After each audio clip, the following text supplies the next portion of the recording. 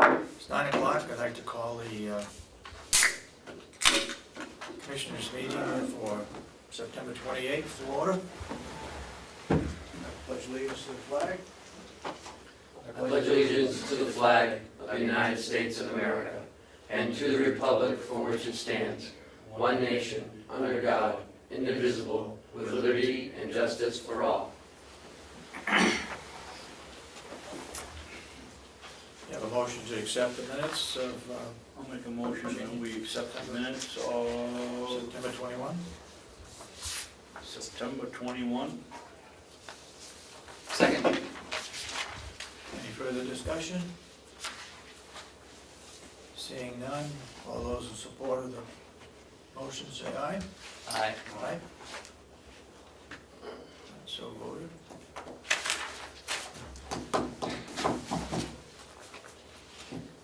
Public input? No public input?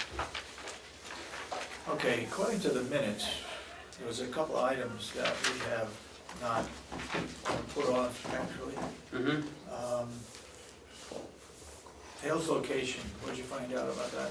I sent Kathy an email. She was gone to a tax collectors conference, so she'll be getting back to me. It'll be next week when you guys sign it. But you know, I did go through it again. I asked her specific questions, so hopefully she can get me the answers, because there were a number of voted upon appropriations and then the spent appropriations was over. So there were 3 areas I wanted her to get back to me on. And anything regarding the blue van? No, we have not. Bob asked the jail. Jail is looking at what the cost would be. So we have nothing yet from Jason. He's coming today. He's supposed to be here. Okay. Maybe we can ask him if he thinks it's of value. Because you know, it would have to be fixed a little bit. Yes, it was what, $700? But it never leaves the complex, right? Right. You know, he's looking at getting some repair work done on the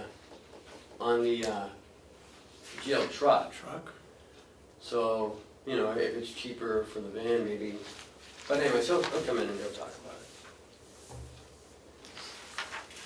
Okay.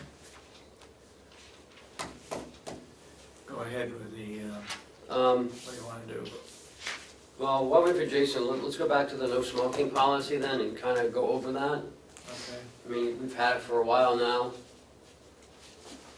Did you all bring your copies with you? No. Thank you.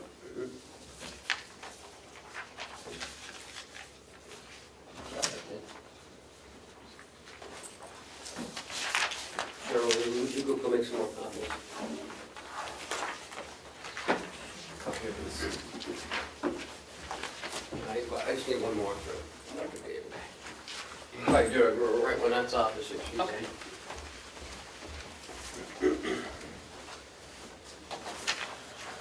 While we're waiting, I guess, for the copies, we can go over some of my updates if you want. Last week we had the executive committee met for some funding transfers. That all went well. They approved all our requests. There was one between the same budget, and that's the medical referee. It was under $1,000, so that was just for information only. So I told her that we were transferring $950 from one line to the other. Because as you know, anything under $1,000 in the same line item doesn't need their approval. Same department. Same department, yes. So it just let them know, and we have it on record downstairs, so at the end of the year we'll tally them all up.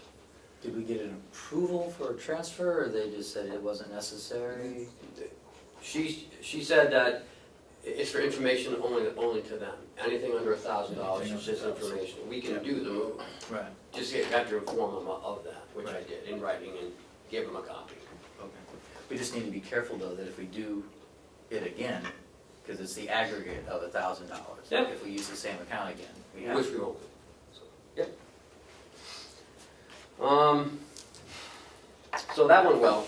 I have a meeting next Friday, October 7th, with Revision Energy to come back and talk about the solar, get a more in-depth with them, and then I'll have them come and meet with you guys again once we get things a little more definitive. They were working to, because we moved them further out, the cost went up. So to help mitigate the cost, to have it more attractive, they're trying to find some grants out there that'll, subsidize some of that. So that's what they're doing right now, and on October 7th, he'll let me know if they found any or not. And then Bob's gonna be there with me, so just wanna let you know when that's happening. I'd like to talk about, real quick, the grounds of the complex. The grounds of the complex, because of, we had to lay off an employee at the DPW this year, the grounds suffered. There wasn't hardly any weeding done, it didn't get mowed like it really should have. The trees and bushes weren't pruned properly, and it really didn't make it look good.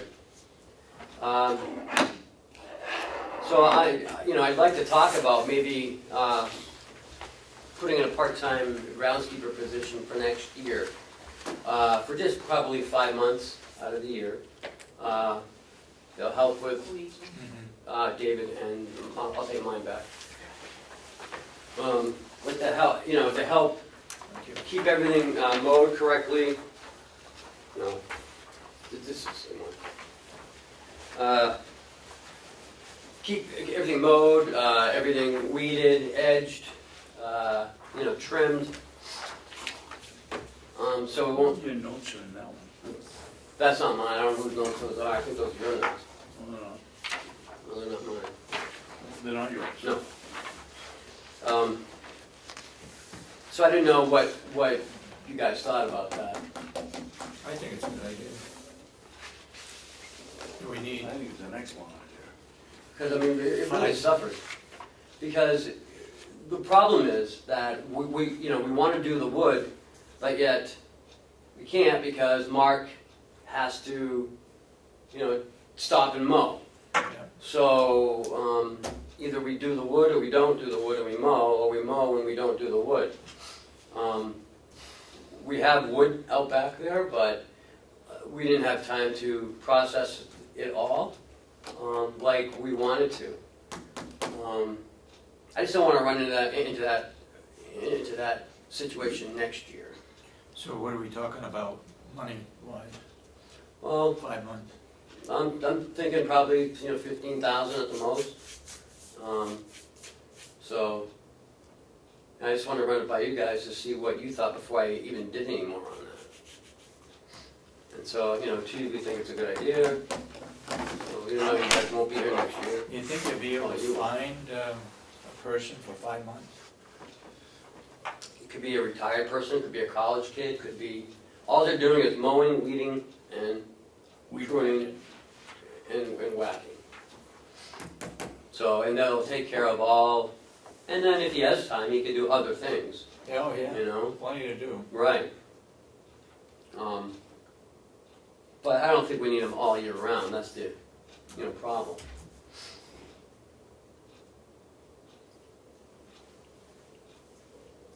Do you have any comments, sir? Everyone else commented. Do you?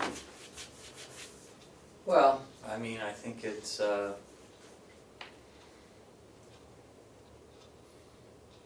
a need, we want the grounds to look good. I think the next board would have to put forward their best efforts to convince the delegation that it's worthwhile. how many hours a week? I mean, $15,000, it seems like a lot for a part-time person. It'll be 40 hours a week, Oh, so all it's not through a the part-time summer. person. Yeah. It's a full-time person. No, it's For- part-time. They'll start in probably late April and end in September, October. Full-time, part-time. Temporary, Right. full-time person. Full-time temporary, but Okay. not all year long. Seasonal. Seasonal, yes, a seasonal employee. College student home from, College or some Perhaps, or something. some retired, or I don't know. Somebody from the Thompson School. yeah. Okay. Someone from where? I think it's a good idea. As long as they're You not know- from Brown. We never put on any new people when the new nursing home was built.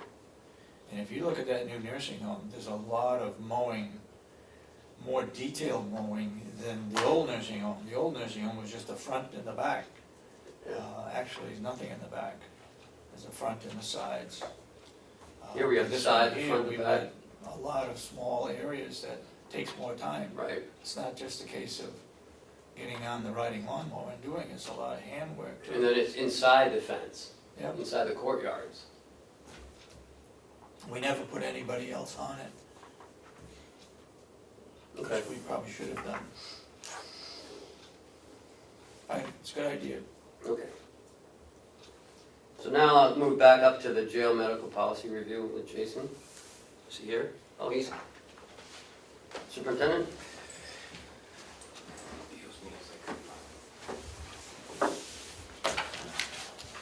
Did you bring extra copies? I did. No, I got to start copying.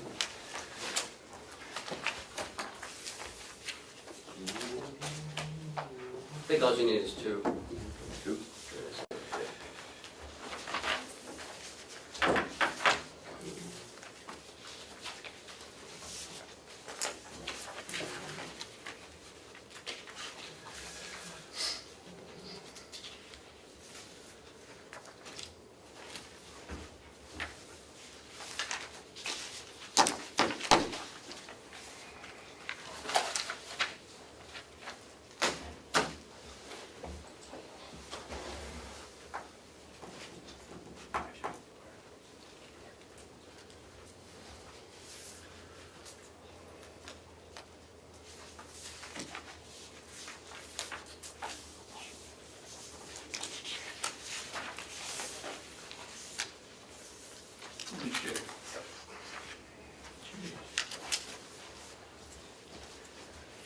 How many pages? It should only be 3 pages, right? There's several different policies. Yeah, there's that one. 1, 2, 3, 4 different policies. No, I only have the controlled medication policy.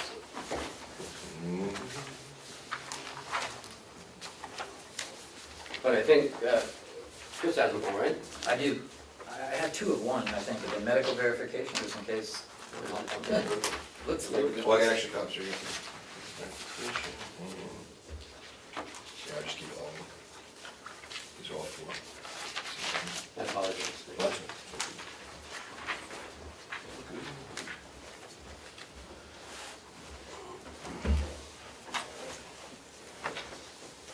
All these policies that I've given you all pertain to medical.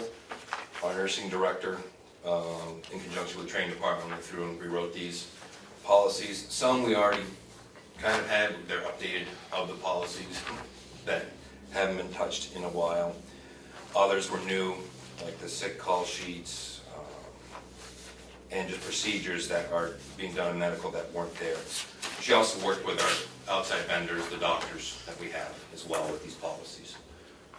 Some are pretty similar to what their practice is in other counties that they're in as well. No problem. with that. Is there a particular one that we want to review? The controlled medications, I would recommend.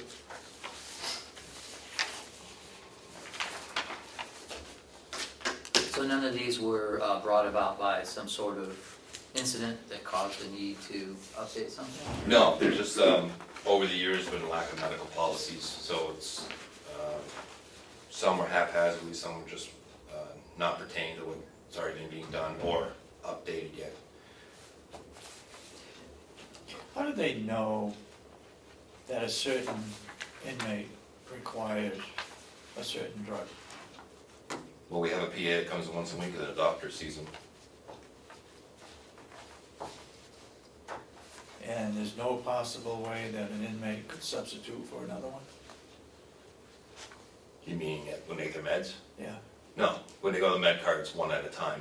The card's brought to them with the nurse. They come up and verify who they are. We also have ID bracelets of who they are. Some inmates in some jails get out and go free because they substituted.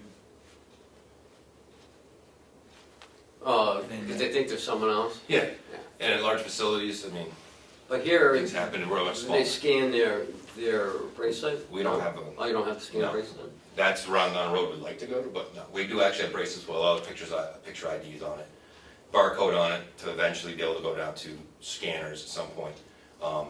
Electronic medical records, which a lot of places have gone to, but it's a little investment. It'll save us money come down the road and some risks. But right now, no, we don't have that, but it's one-for-one, it's verification of physical identification, wristband identification, and we're small enough where this medical staff knows pretty much everything that's there. Is there an officer with them too, right? Yes, What happens to the unused medications? it goes back to the pharmacy once a month or 2 weeks, I think it is. She comes up, picks it up to be destroyed. Anything that's done open, we get credit back. Anything that's been open that they can't take back, it gets destroyed. But we get credit back for, because we have inmates that'll come in and then I'll turn out the door and we still have their medications. Westwood takes it back and gives back full credit for that medication. So we don't, we're unable to do the pharmaceutical distribution of the pills, like we don't have, like we just receive the pharmaceuticals in boxes, in bottles with that person's name, and if Yep. they use half a bottle, then that No, I might. think it's a punch card. It's a punch It card, comes in a punch actually. card. Little punch card with their name on it. Yeah, it comes in like maybe 6 to a card, it's got cellophane on it, Oh, and they push okay. the pill out. Okay. So as long as it's not pushed out, then we can send it back. Oh, I see, so if a partially used card is, They still have the word they're recovered and used, we'll get credit back. oh, I'm sorry, I thought it was just opened, like an open Oh, bottle, and no. then we lost all those No, no. pills that were in it. No, That we're seemed they're like- pretty good about taking most of the stuff back. Okay, all right, because that seemed like wasteful. Okay. No, there's, Thank least you. wasteful possible because it costs them money too, so.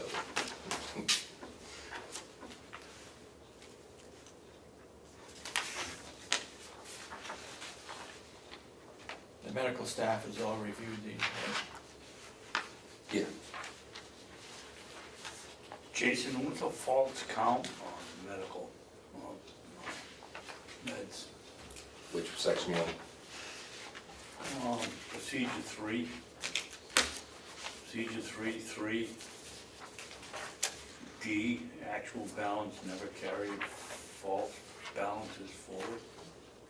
If you're missing a pill, which can happen, if one drops on the ground or whatever, you don't just say that it's there, you don't pull anything forward. You're missing a pill. Now we try to search for it, things happen. Med card, you have tons of different meds, you're trying to pop meds out.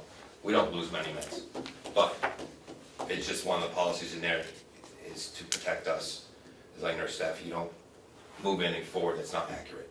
Okay. Plus it helps us too if the nurses, God forbid, somebody It takes is- some. It taking also, meds. Mhm. and it also isolates the time upon which the pill is actually lost. Mhm.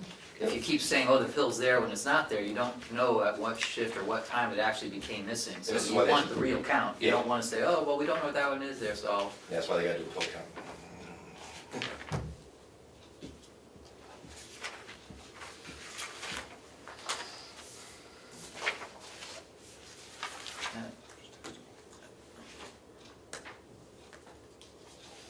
So as you said, you took original policies and these were updated by. Some we had original policies for, and some we just didn't have policies for. And this was written by the, Nursing director in conjunction with the training department, along with the doctors.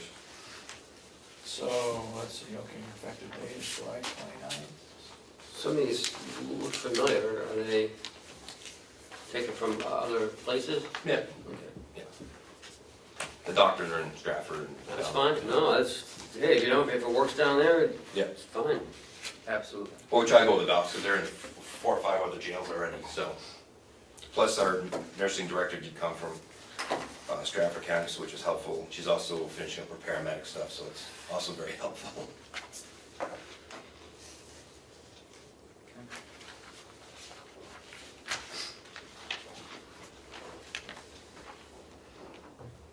Is there anyone over there that checks on the nurses to make sure that they're doing their job? The As doctors, far as the doctors do? Yep. Okay. they oversee the medical department, And also Kate oversees everyone else. the nursing director oversees all of the nurses, and then docs work with her as well, and she's directly underneath me. I oversee the nursing director.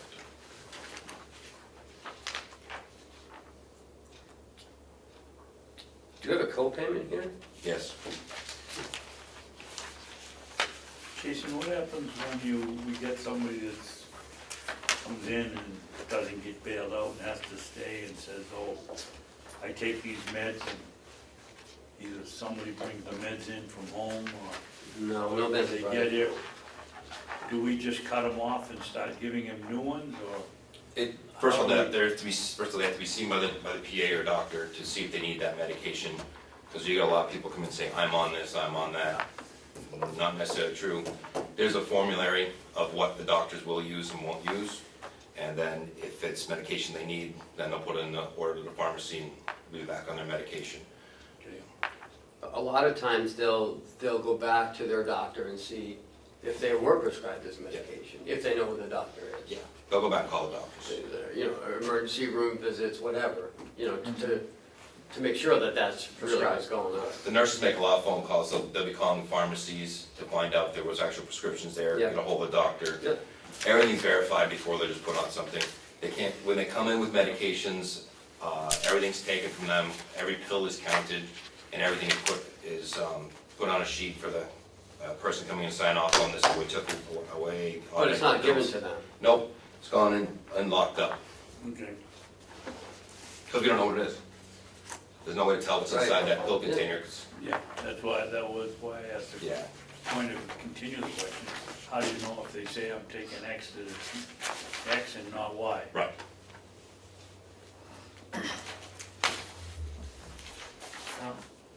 It's good. I would suggest that you set a date for the medical staff of the nurses that are in charge, the medical staff are distributing the medications, to just give you a short report, like in 90 days, to see if there are any of the implementations there's a problem with, or if they've noticed anything that maybe needs to be changed after they use it for a while, and Okay, they're already using all this, so. 'Cause we didn't have anything there, so, on some of well, I this. understand, but, you know, when you put in something new, sometimes certain parts of it aren't good, and Yep. they should be changed. We can do that. They don't get changed, and then the next person comes in and they think that's the right thing. You know, just like in 90 days, it gives you a chance to use it, review it, hey, maybe we should, you know, make some changes from the people who actually have to use it every day. Yep. We can do that, it's easy. What's MAR stand for? It's a medication accounting record. So each medication that's given Yep. has the people's name on it and given at 2 o'clock, and they write down what it was. It's called the MAR. This is why it's important for, well, like any medical field, of why we have, to make sure we have medical coverage. Because some of these medications are time released and have to be given at certain times. And what we scramble to make sure we have medical coverage. Where it gets very difficult and tricky with small staff. You have round-the-clock coverage? No, What hours aren't you covered? after 11 o'clock to 7 a.m. 11 to 7? And then, that being said, it depends if somebody calls out, we can't find me, right now, we have one part-time nurse who might go cover here and there. We have no one covering for a person that's out for a good period of time, we'll soon they come back. So we have lack, FMLA? yeah, so we have lack of coverage, you know, we're doing the best we can. We have nurses coming in on days off to do the med call in the morning and at night. sometimes. Poor Kate, because she's salary, she's had to come in those days and worked many different hours. It's hard not having enough part-time staff, but we can't also, just like nursing home, get part-time staff. Medical's a tough field to get people. We're fortunate to have what we have. Is there any opportunity to cross-train between the nursing home and the care when it comes to that? Nursing home does not want to participate in jail. Yeah, we used to do that a long time ago, but There's a couple issues. One, the 30 hours here and over there, that puts you over the hours for benefits. Two, correction nurses is kind of a specialty, and you have to want to do it. Okay. A lot of people, it's not what they think. We try to get them in there, it's not what they think on TV. And once they get in, a lot of people do like it, but it's getting that foot in the door and trying to show them. That's an English major. I see, yeah, I wasn't suggesting there should be something required of it, but something that, you know, if there's somebody who would be willing to do it on a part-time, as-needed, emergency. And I posted over the nursing home before, and I posted openings and part-times, and they're takers. But we continue to keep trying. I was gonna say. We're not stopping, we continue to. You're reading my mind, Jason, you know. You gotta keep swinging the bat in order to hit the ball. I use social media as it is. I put it up there, so I found a part-timer who was actually coaching her daughter, Yeah. and she works at Hillsborough County, part-time. I said, oh, you got part-time hours, so we've got her part-time, so any means necessary. Yeah, I know the feeling.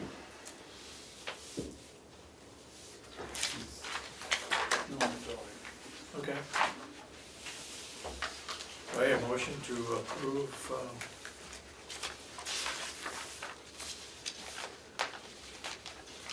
I will move to approve the policy and procedure directives as presented to us by Superintendent Henry for controlled medications, self-inflicted injuries, inmate medical co-payment, and medical verification. do I hear a second? Second. Any further discussion?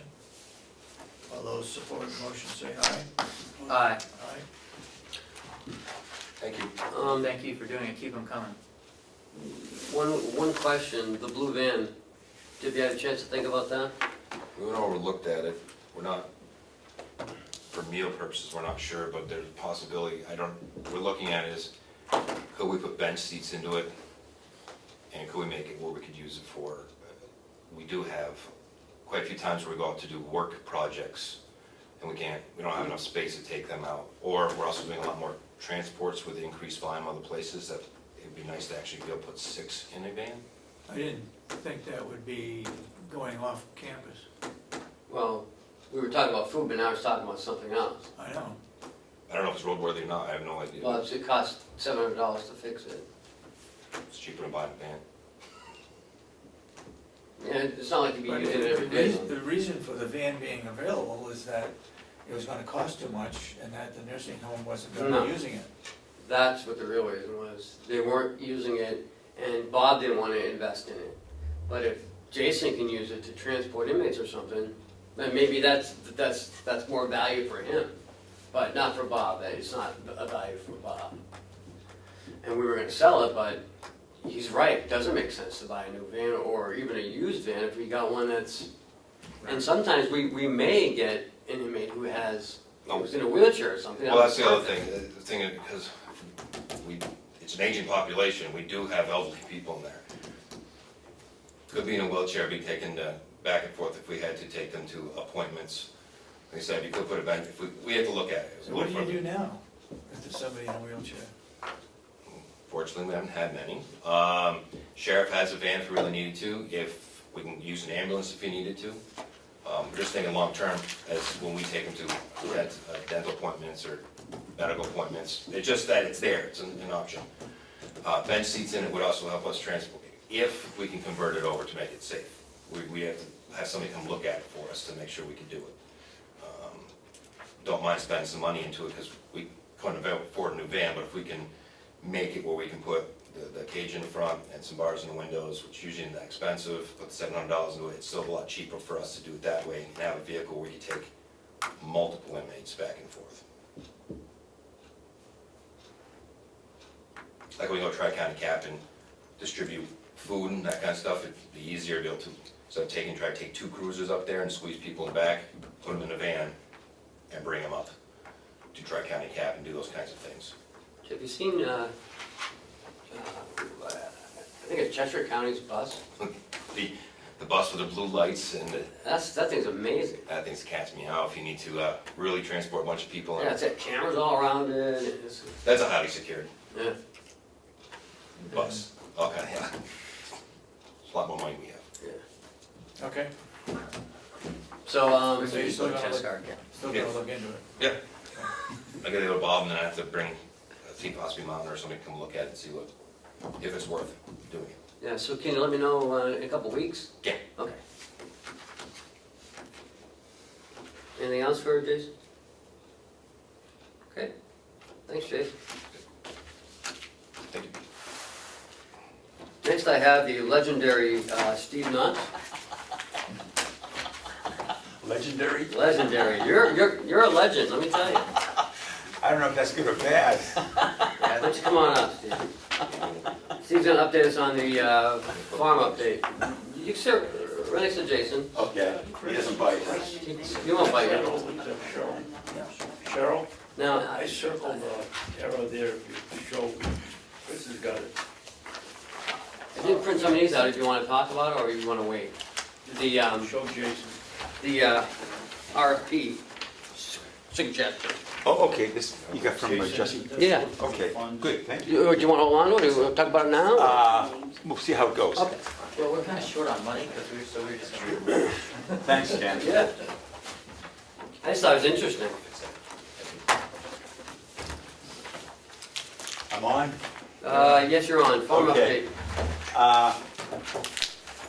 Wanted to give you a further update since the last time I spoke before the commissioners here, because there has been a shift. As you recall, the last time I was here, I had mentioned how a woman by the name of Kathy Ruff from the Land for Good had basically stepped forward and had offered to help us with the RFP and so forth, which we greatly appreciated because we had not gotten any response at all from anybody about doing an RFP for the committee in the county. But at the very last minute, a woman by the name of Rosalie Wilson, who had gotten this roundabout, she lives in Norwich, Vermont. And she had emailed me and said that she had some interest in doing this. And in going to her website, I found that she, over the last 12 years, had focused exclusively on basically helping small farmers develop marketing plans and so forth, and seeing how that impact could be, the positive impact in the local farm community.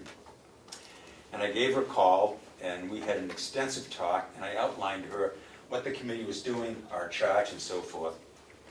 And at the end of it, she says, you know, I think you can write the RFP yourself. And I said, we have no experience on that at all. And she says, but based on what you've indicated to me, she says, you've got a very good handle on what you're looking for. And I said, let me ask you a question. I said, if we could arrange it, would you be willing to come over and to talk to our committee? And she said, yeah. And I said, well, the next question is, what's it going to cost?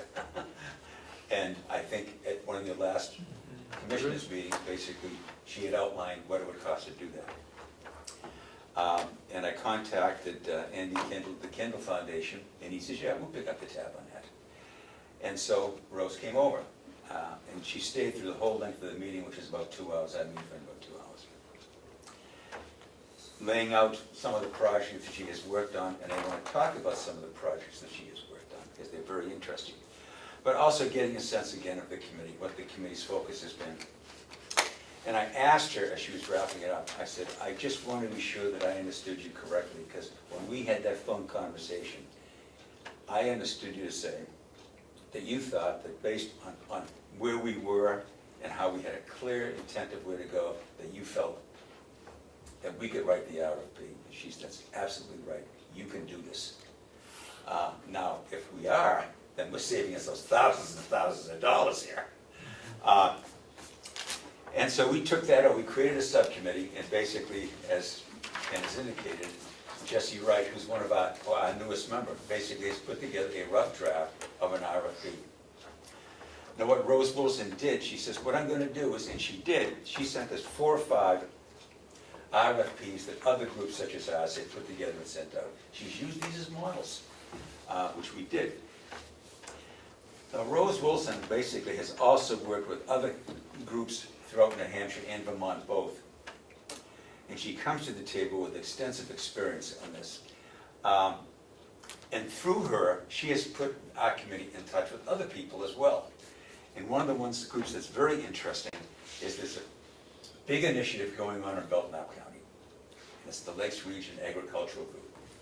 And Rick DeMark, I think some of you may know, basically is driving this. And I've had several conversations with Rick DeMark. But what is interesting is, as Rose said, they also sent out farmer surveys. And the surveys are not very encouraging.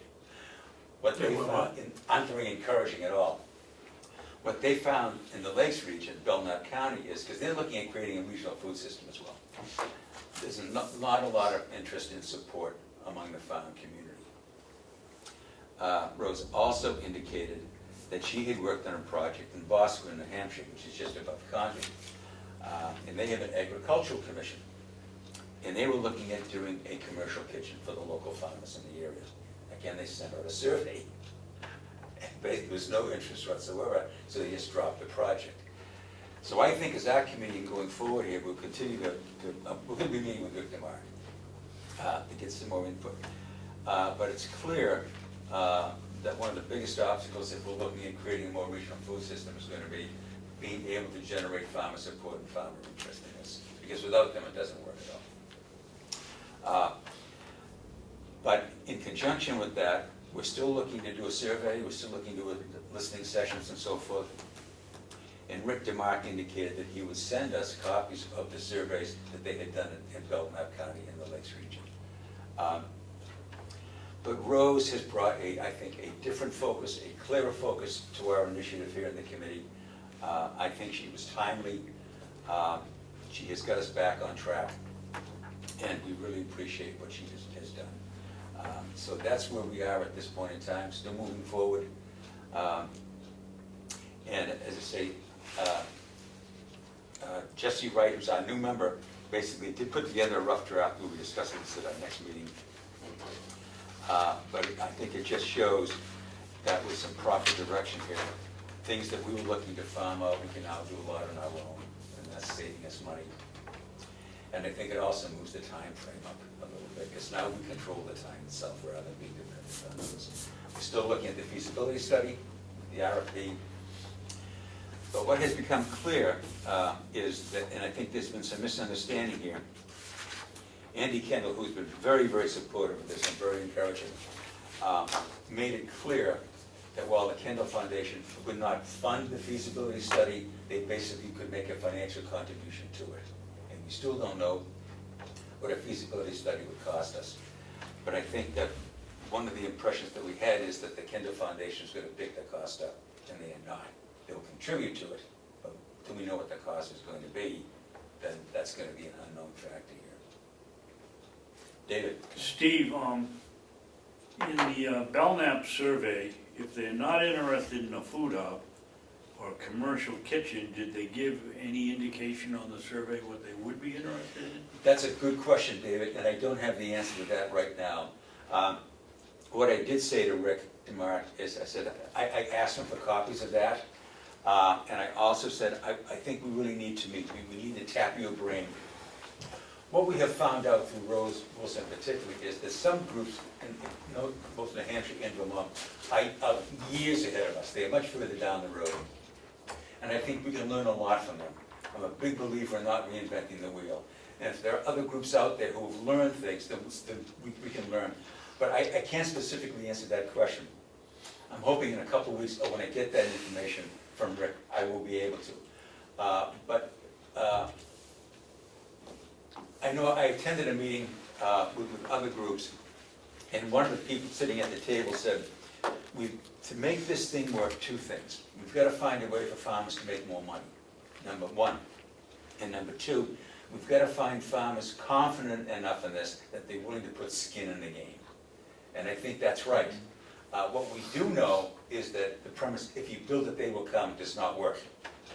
Over the years, other groups have made investments in commercial kitchens and other entities, thinking, okay, now we've got it, the farmers will use it, but they haven't. So there's something missing, David, and you know, your question is a good one. What is it gonna take to get them to be a player? And I don't have that Well, answer. I can understand why they're not interested in a food hub, because they'll see it as I could make more money if I could sell everything myself or retail, I'll make more money than if I wholesale Yep. it out. Yep, So that makes sense. But my God, to have a commercial kitchen that's tens of thousands of dollars to build, you're not gonna, if you're putting up 100 jars of jam, you're not gonna build a commercial kitchen to do it. I'm sort of flabbergasted that the commercial kitchen didn't draw some interest. yeah, I know they built two, the state built two, one in Epping or Epsom and one in Littleton. And I guess the one in Epsom or Epping lasted longer than the one in Littleton. This is 10 years ago. yeah. I think even Before the longer. before the Yep. food push. Yeah, But now, I mean, people making relish, jam, you name it. They don't have the money to do it in a, and of course, the new laws that allows you to make $20,000 worth of your own stuff in your bathtub at home. Is maybe a reason that they're not interested in a commercial kitchen. and that could be. I said, you know, what I'm getting for feedback is, well, survey says, but no one knows, or I don't understand what the questions were in the survey, how it was approached. How many they sent out or how many they got back? I understand, and again, I'm getting the second and third hand, that on the Belknap one, the response was very poor. And not only was the response poor, but basically those who expressed interest was insignificant also.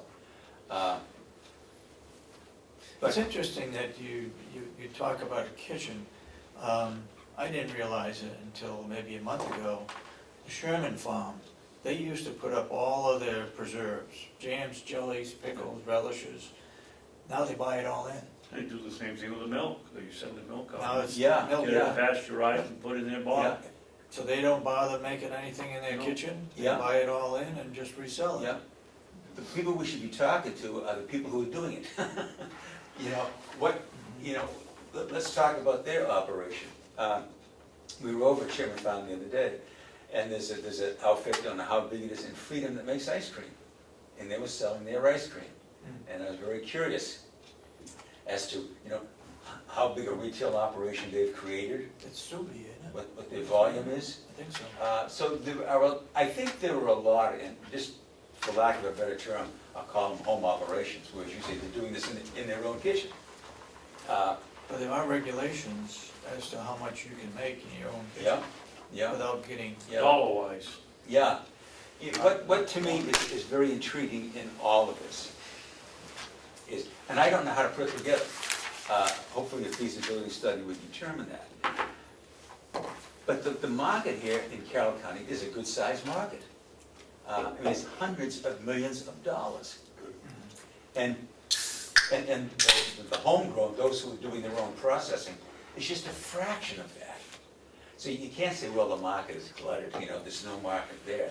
There's very little competition. The market is big. And just how do you make that connection? I don't know. And as I think I mentioned the last time I was here, talked with someone who was familiar to some extent with the operation of it. It was in Lancaster, David, not Littleton, where they had the, The second one? yes. And she just said, you know, they didn't use it, they couldn't justify it. And she said, we've got to find a way to put more money in the farmer's pocket. And this addresses the retail versus wholesale. Because you're right. I mean, why should I sell something for $1 when I can get 2 for it? My costs don't drop because I'm selling at wholesale. My costs are still there. So it's from a business point of view, it's readily understandable. But there's got to be a way, and I don't know whether I mentioned this the last time or not, but I think it's worth putting on the table here. And I'm not saying this is the way to go, but we've got to take a look at many, many options. There was a USDA study done in 2007, and I'm sure there's been an update to it. But what they did is they took the breakdown of that dollar that we spent for food. What does that dollar consist of? The farmer was making about 15.5 cents of the dollar. But then they added all the other parts, the marketing, the processing, the networking, the transportation. And some of these elements are what Andy talked about, of what the farmers' kitchens were doing, the commercial kitchens. These are the various steps.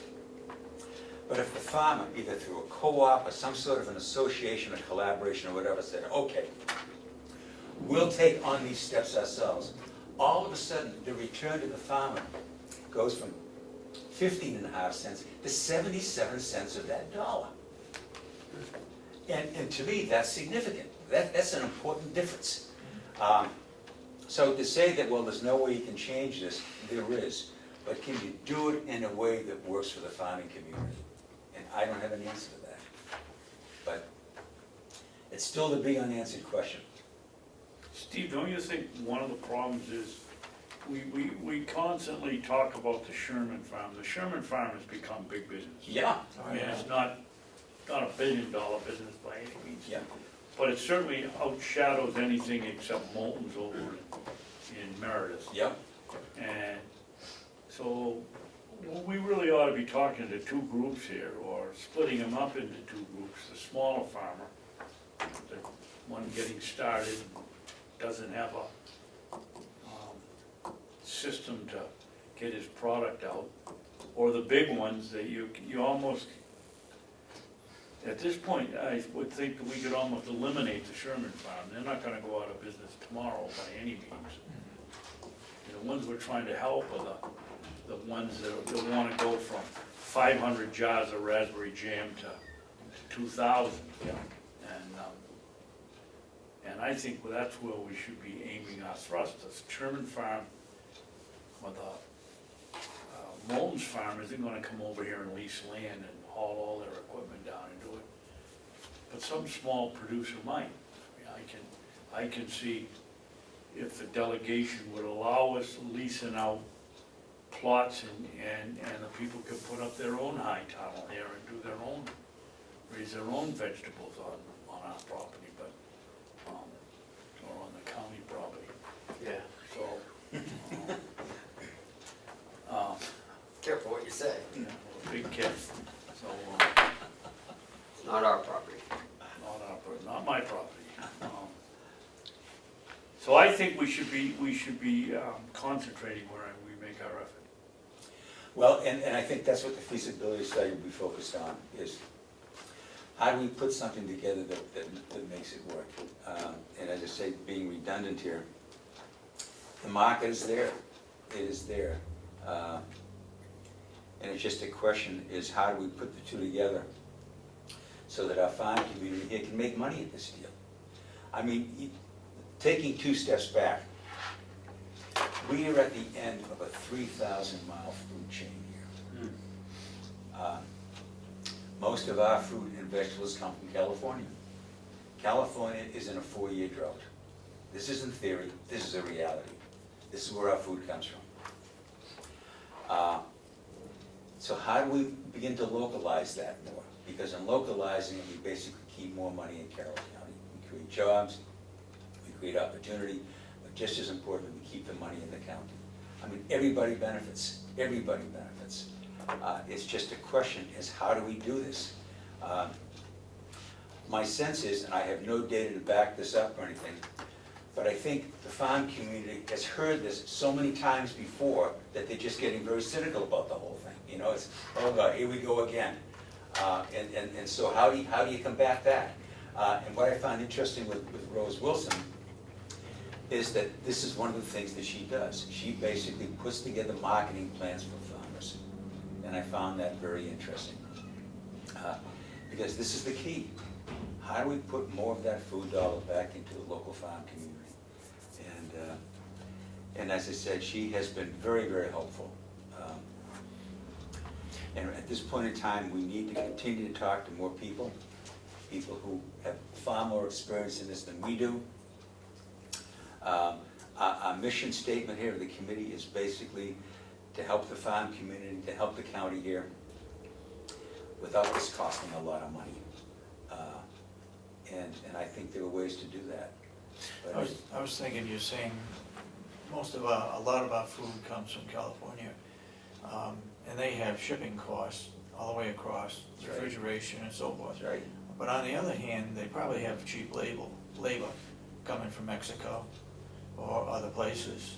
So they can reduce their production costs. Legal cheap labor. Yeah, but the shipping is there, but still they can probably beat our farming costs here with our high energy Yep. and labor.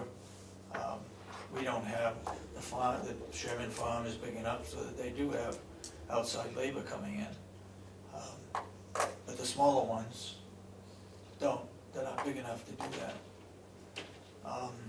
I keep thinking that, when we first set this up, we were looking at, I believe, trying to find how the Carroll County farm could be making money, how we can increase the efficiency here on this complex.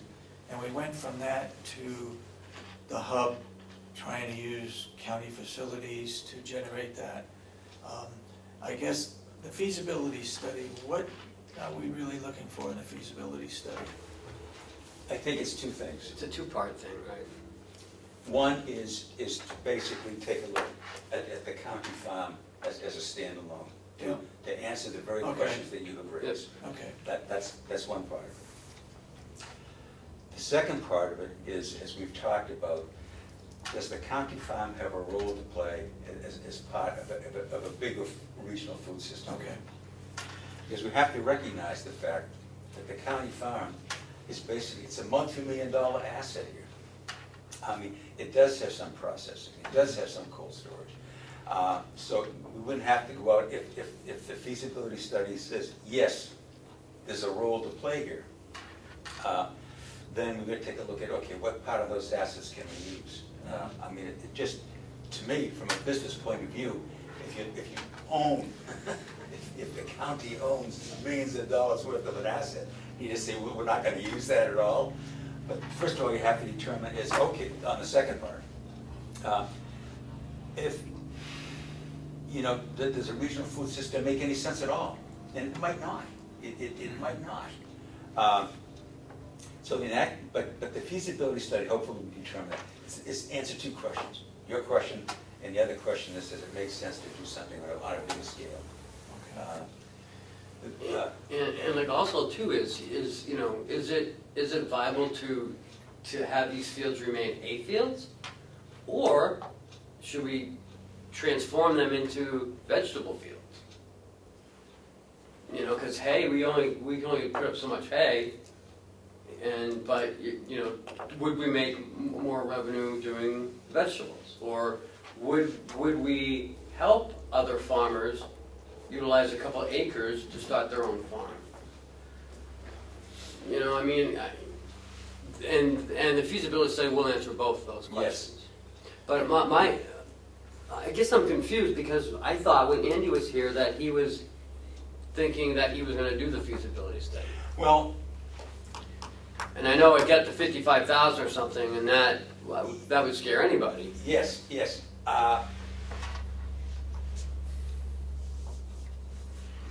He certainly conveyed that the Kenneth Foundation wanted to be a part of funding the feasibility study. But in looking back at emails that he and I had and in phone conversations, I certainly got the sense that they're not willing to pick up the total Oh, cost. the full tab, The okay. full tab. I was under the impression they were. And in this last email that I sent out to both Andy and to Peter Benson, I never did hear back from Peter Benson as to that cost of getting Rose Wilson over here. So, and the other thing is too, from the get-go, even when both of them did the tour with us back on May 24th at the county farm, talking about the opportunities and so forth here, they both were hesitant to make a full financial commitment, or whatever that financial commitment would be, until after the election. They've made that one very clear on several occasions. And I can understand that. The election could change the dynamics of this thing completely. I mean, we could have we know we will have different players sitting at the table here. And say that the Kendall Foundation said, okay, we'll commit $20,000 to the feasibility study, and the new commissioners say, well, that's nice, but we don't think we want to support this any further, and now they've lost $20,000. So I can understand that. So we don't completely control the timing of all of this. It's basically in the hands of the electorate, which I guess is ultimately where it should be anyway. So both the Kendall Foundation and the New Hampshire Travel Foundation, I'm not going to say taking a wait-and-see attitude as far as us moving along with the feasibility study, but they want to just wait and see what the election does. Because one thing we know, that November 9th, there are going to be 2 new commissioners sitting there. And while you have given unqualified support to this effort, who knows what it's going to be after that. Steve, what's gonna happen to the survey that was made up? That's going to be going out. You are gonna send Yes, that out? we have not, as I said, what put that onto a different track was when we were talking with Kathy Ruff, and to some extent with Rose Wilson as well, but it was mostly Kathy Ruff. She said, if you're going to be bringing in a consultant, you should let them do the survey in the listening sessions. Because they will know what's the information that they're looking for. And she says, if you send it out prematurely, and that's not all the information they're looking for, then you box them in. You can't then turn around and send out another survey, or invalidate the survey that you had. But if we are going to be doing the RFP, then that changes it as well. But what I can tell you is, I think the committee is committed to the surveys and the listening sessions. We need to get a sense, and the other thing is, and again, the committee has not made any decision on this, but say the survey tells us that there's very little interest from the farm community here in supporting a regional food system, then why do a feasibility study? That's right. I mean, we know there's no support, why spend the money on that? Then it becomes solely, okay, how does the county farmlands as a standalone operation move forward? Yeah. So, I mean, let's not spin our wheels. Yeah. So to me, and I think Becky Mason worked hard on that survey. It's a good survey. Is it perfect? Nothing is perfect. I'm sure if somebody else did the survey, it wouldn't be perfect either. But she basically asked the right questions. And what we're trying to find out is, what support is there out there? So my gut at this point in time, unless I can be convinced differently, I'd rather do the survey beforehand and see, just determine what we're looking for in the feasibility study. And that will determine the cost of some of that as well. And that's going out when, do you know? Good question, Ken, and I can't give you an answer on that. Okay. But we've got a meeting, we are meeting every 2 weeks here now. And the next meeting is the 6th, which is a week from tomorrow, and then after that, we're meeting on the 20th as well. And what time next week? 8 o'clock. 8 o'clock. Yeah. 8 o'clock on the 6th, On the 6th, yep. right here. Right here, and on the 20th, 8 o'clock as well. The last meeting, did you have a quorum? Yes, we did. And they had Rose Wilkinson here as well. We had Rose Wilson, yes. And they can watch it on Government Oversight. Yes, they can, she was there, she's very good.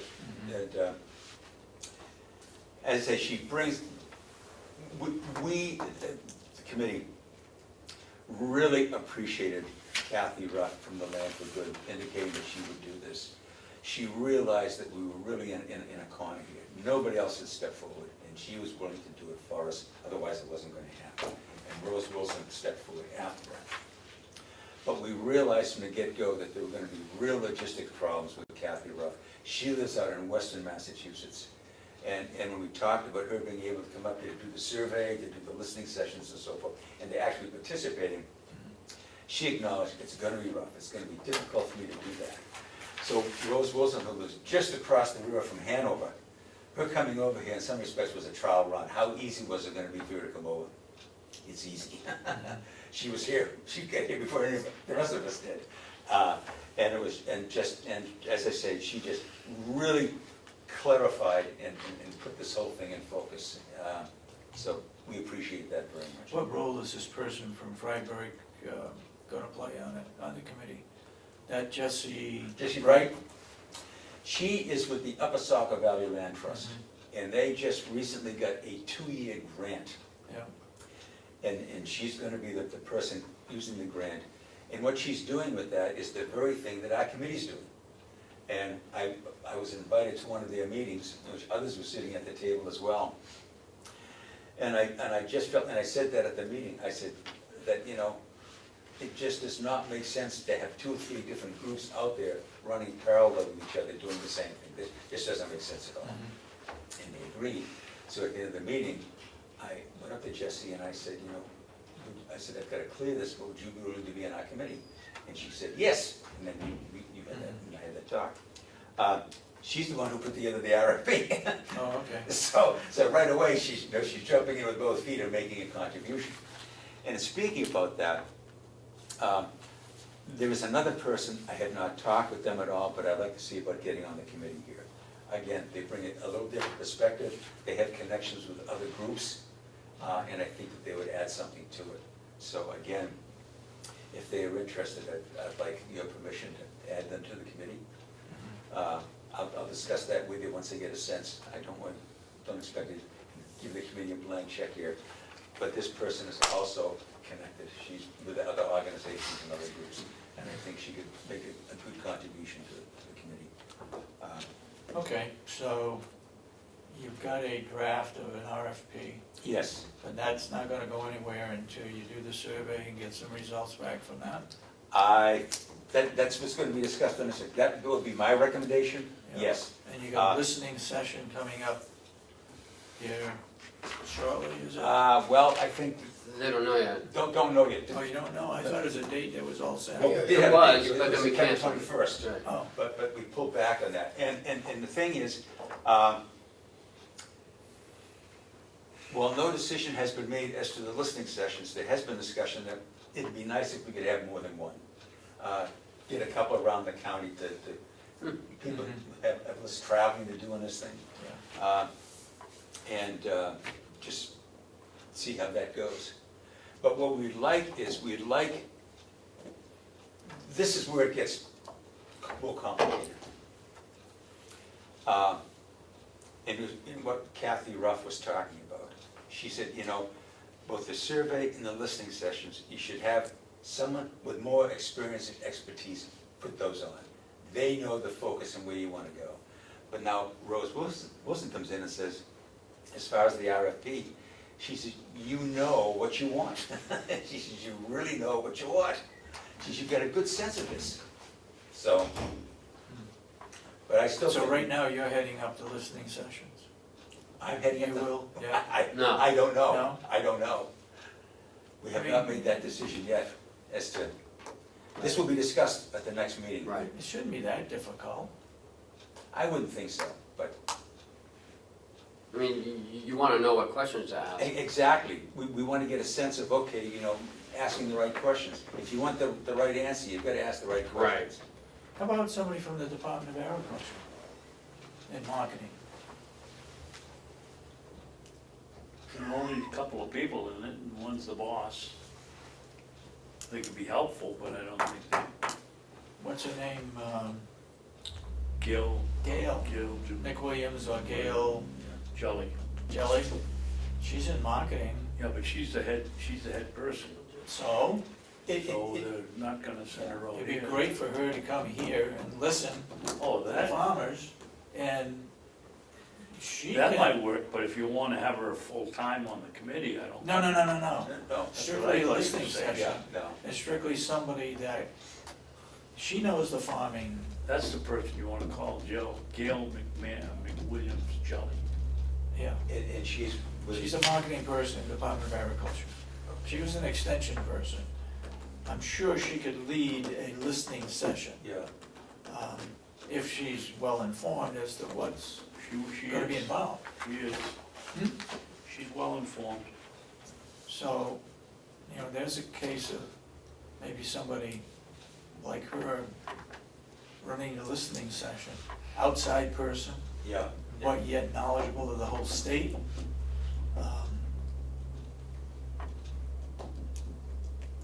Okay.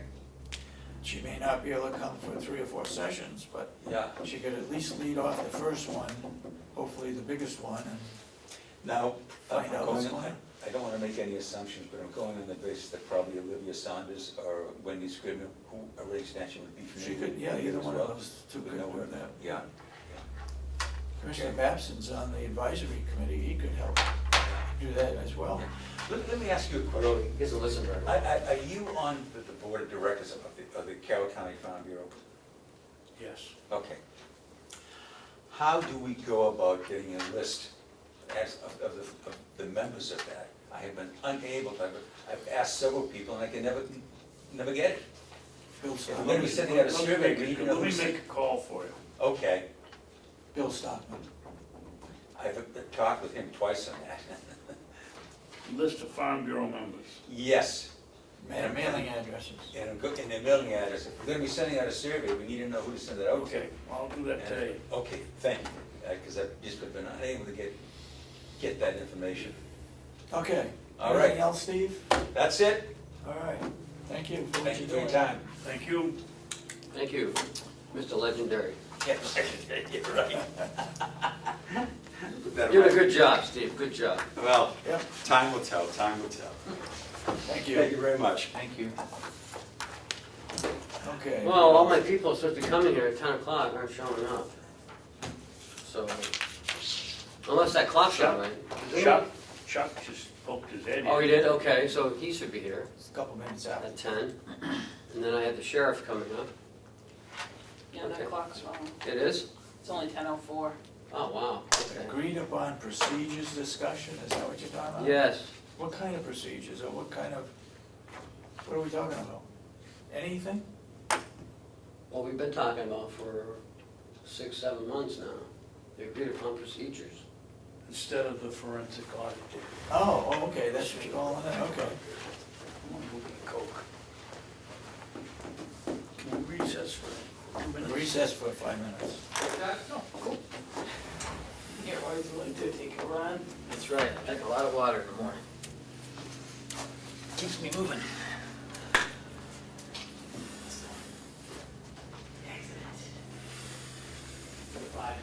Oh, Fun bottle. yeah.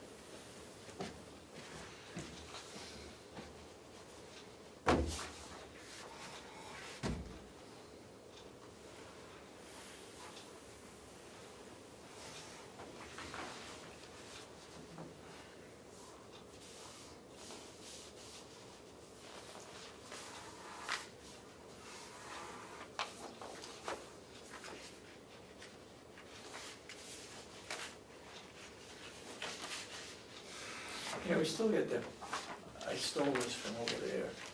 I don't know if you've seen that or not. Stole it from where?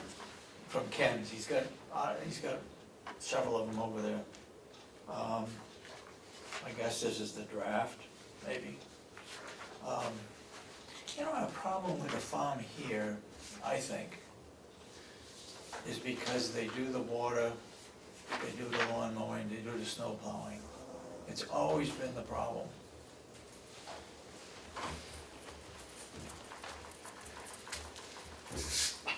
And we really don't know exactly what the farm is capable of doing by itself. Well, we know if we had more money, we could have done more wood this year. Not only did we not do more wood, but we left the opportunity out for another county to do it, and they stole our business. Another county is doing it, Stratford County.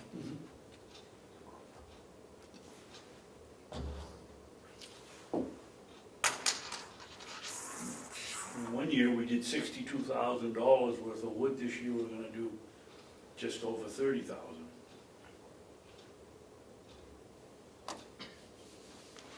Am I right that we're not doing any 2-foot wood for homeowners?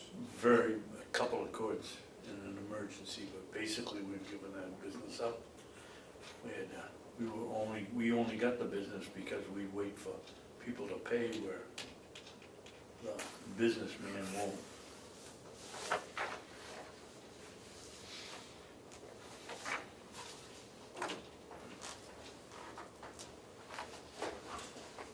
See, I think the committee should be looking at this complex, changing what we're doing, making it more efficient. You know, with We got a huge amount of land with that all the, would make beautiful gardens. We don't do anything in the vegetable end of things, you know, and you know, the farm, Grafton County can raise 3,200 tons of potatoes. Of course, they've got river bottom land, they don't have a rock anywhere, they yeah. couldn't build a stone wall if they wanted to.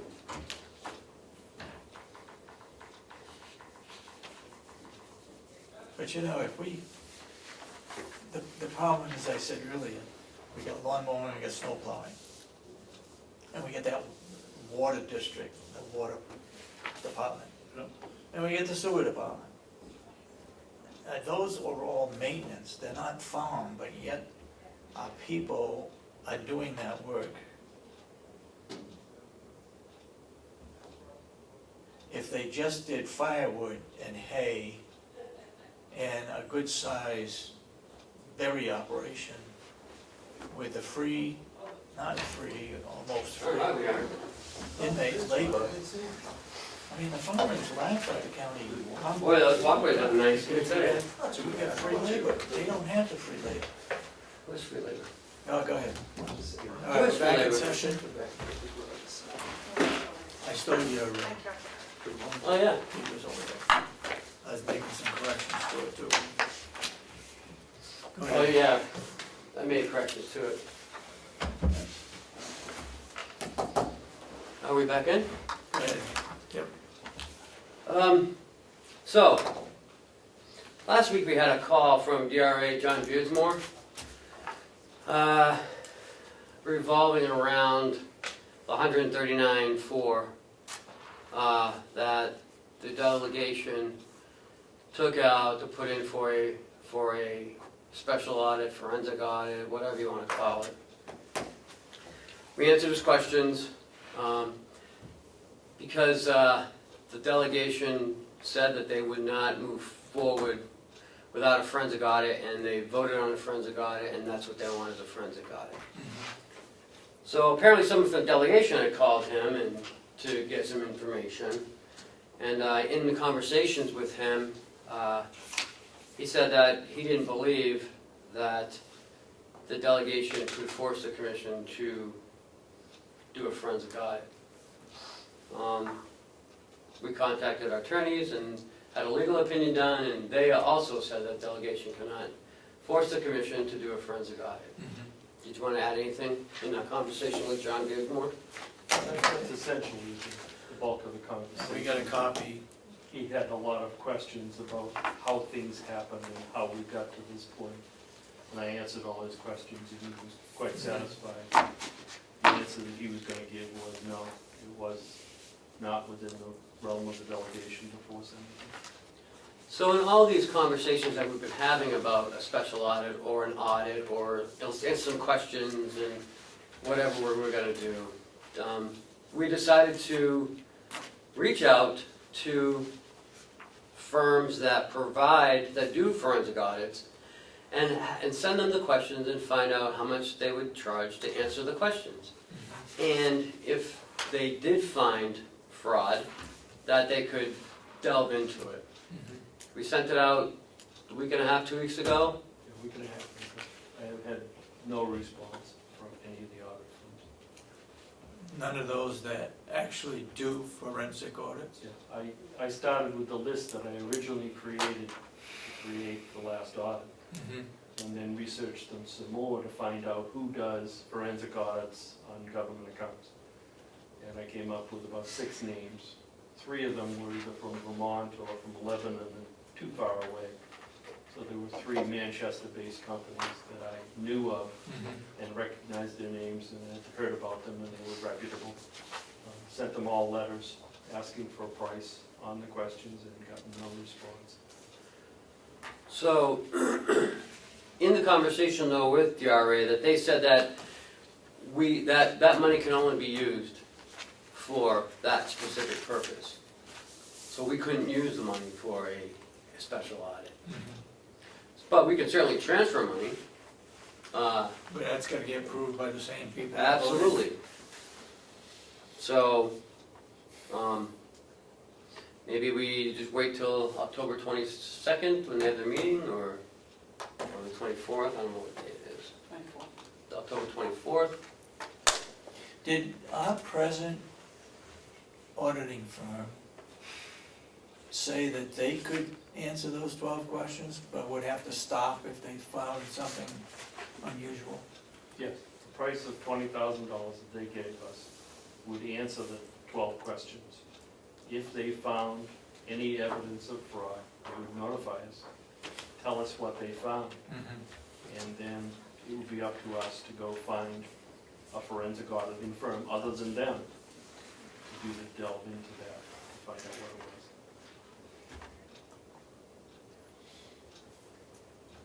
So what's the discussion? Is something better than nothing? Maybe we should wait another week, maybe some people are gonna respond, I don't know. But it's been a week and a half, I mean, you think they would respond? Have we done anything as far as ask them where they're at? I'm hesitant to do that, Why? because I think it borders on crossing the line in terms of soliciting prices on that. Ethically, I would rather not go in that direction. I don't think we were suggesting you should solicit the price, but to call them to see if they are going to If they're gonna respond. be, Do they intend to If they are respond? gonna do it. Do they have an intent or not? You know, if they have no intent to respond, then I guess we know they're not going to respond. And then we'll know by next week that, Yeah, I That's- can give them to the end of the week, which will be a 2-week thing, and see if I get any response, and if I don't, then I'll follow up.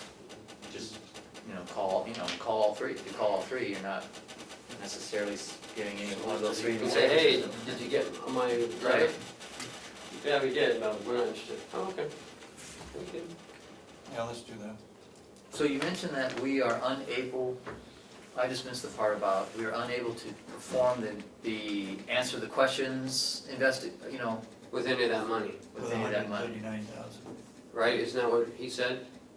Essentially, because the intent when the unassigned, or the assigned fund balance account was set up, was that it was for a special or forensic audit. That's all it can be used for. Did we go If it's back not and look at used, the it gets minutes? rolled back into the fund Yeah. balance. Did we go back and look at the minutes when Representative Cadelli made the motion? Oh, yeah. And he said a forensic Yeah. audit? Because he's looking for fraud. Okay. He did say forensic audit. Yeah. Forensic, okay. All right, so So we're gonna wait. yeah, we'll wait, and we'll come back next week or the week after with, I'd follow up with a phone call Friday if I yep, were you. oh, absolutely. Yeah, I wouldn't wait 2 weeks is plenty of time to Yeah, we at least waited let long us know time if already. they're going to, they intend that they would be interested in working on it. I can see where they wouldn't have it complete, but. So if, well, maybe we have to go outside the state. If, Or maybe Well- we just spend the 20,000, let Melanson and Heath do the questions. If they find fraud, then we contract with a forensic firm to answer one question. to do that one section, which should reduce the cost, I would think, Absolutely. instead of looking at all 12 questions. But in order to do that, we need to get a transfer. Either way, we have to do Either, transfer. either way? Well, they're not going to approve a transfer for that then. Well, then they don't get anything. So, I mean, you know, if they want the questions answered. We can then- make a motion, we can, you know, just because we present it to them, doesn't mean they're gonna say yes. But they may not say no, maybe They they might do not want say the no. questions answered. We can always give them, you know, like it's not gonna hit the ball if you don't swing the bat, right? That's a new saying, write it down, Cheryl. Because when you leave, we have a whole dictionary. Dossier. Criticisms. Well, is that something that this board thinks we should do on the 22nd? I think we Just should. ask them to do a transfer for $20,000 to answer those 12 questions? Well, we've already said we're not gonna do a forensic audit, so what's the harm in asking for the 20,000 and have them say no? That would be my recommendation. That'd be mine. Let's move forward. Yeah, I agree, I think we should at least ask, because either way, I mean, we can still use the new firm that would be capable of escalating the audit to a forensic audit, and, I mean, it just seems to me if we're using if we do use this forensic audit firm, that, you know, the way we, you know, set up the RFP as it being like a I mean, all forensic audits are going to start with some sort of first level looking into something, and that's pretty much what I think what we're doing. You know, it seems like we're on the track of doing a forensic audit, but doing the groundwork first before you would actually spend that kind of money, before you would, you know, you need to have something more than conjecture, which is, I think, all the most that's out there. You know, Yeah. you need to look into this because something doesn't look right, or, you know, that sort of thing. That doesn't really have any evidential foundation. I mean, there's no evidential foundation. Quick comment, John? Yes, please, thank you. What'd you do, turn it off? Turn it off. No, I it should want turn to down. review it. Oh, I was able to see how it go ahead, I'm sorry. Due to your inquiries about whether or not the delegation can force you to a forensic audit, may you be reminded that through your decision-making process and the allotment of funds, you've already consented to that audit in a lawful sense. No. Yes. Oh, How? By agreeing to set the money aside with the intent, and that's the key word, intent. we didn't set the money. We set the money aside. $139,000? All we did was carry it over from one year to the next. Still Yeah. based on the original, But that action didn't show intent? We had no choice. But not for forensic. Well, now you're saying that. Well, I'm not gonna discuss it here. It's an interesting supposition, Yeah. Well- but I don't know if it would necessarily make it all the way through the jurisdictions of the county, or the state for that matter. But it's an interesting supposition, but yeah, That's what the court uses on you when you enter into the courtroom, is consent. It's a lawful standing. Legal, I should say, not lawful. Thank you. okay, thank you. Interesting. Okay, So that's what we'll do. I think we'll wait the end of the week, Friday, we'll make those calls. If we get something great, if not, then we'll move forward with the transfer request. I just think that it seems to me that if we are using a company that does forensic audits, and that's the company that we contract. What do you think, like Melanson Heath, is that what you're referring to? Well, if we don't use Melanson and Heath, if that, you know, if that doesn't come to fruition, I can see if we're gonna use Melanson and Heath, we're probably, you know, that's, What's the reason Interesting why water. we can't use them for the forensic audit? They don't do forensic audits? because they do our other Yes. things. Compromise Compromise? their professional standards in terms of doing our regular audits. We'd have to drop them as regular auditors from this point forward.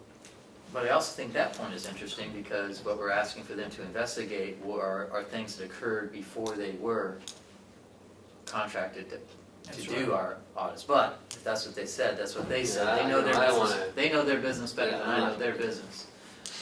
But it just seems to me that if, you know, that the money that was set aside, if we do grant the RFP or the contract to a firm that could escalate to do the forensic audit, should they find fraud, as opposed, then we're essentially doing a forensic audit. You know, we're doing the first part of the forensic audit, you know, Right. that's what I'm trying to say, is like, this is the first prudent move of the forensic audit. Let's answer these questions, see if these people can find reason to escalate the audit to the forensic level. And that And seems, that avenue bothers me because it endangers our credit status and it puts us in a bad light with the banks. So I would rather go with Melanson Heath, let them do the initial investigation and come back and say, we didn't find anything, and then everything's clean. And if they do find something, then it's the appropriate time to do a forensic audit. okay. Okay, Where is the conflict, Chuck, if they do both? especially if They're it's, answering the question, oh, we come across something that looks like fraud, we're going to charge you X amount of dollars to do it, and we're going to do it. Where's the conflict? It Where are they lies quote with their compromising association. themselves?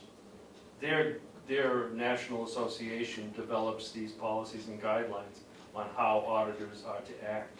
And that's one of their positions, is that they do not believe it is in their best interest as auditors to do forensic audits on their own work, because they've done the 2015 audit and they've come out and said, so far, we don't see any fraud.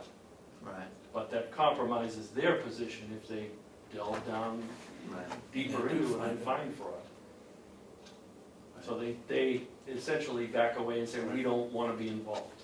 Okay, thank You know, we'd love to continue to do business with you as your regular auditors, but we're not interested in doing the forensic.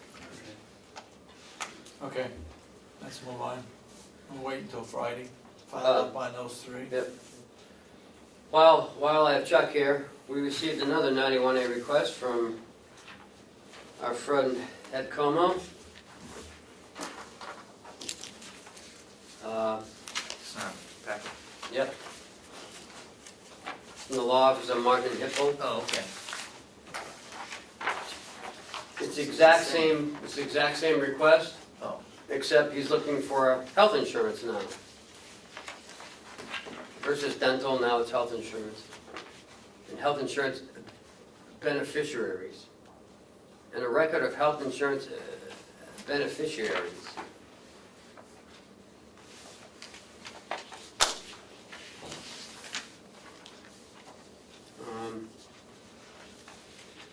So, you know, it goes through A through L again.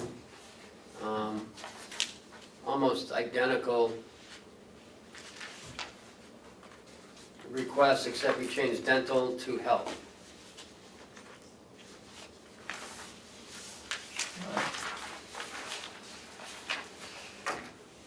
So, well, they know,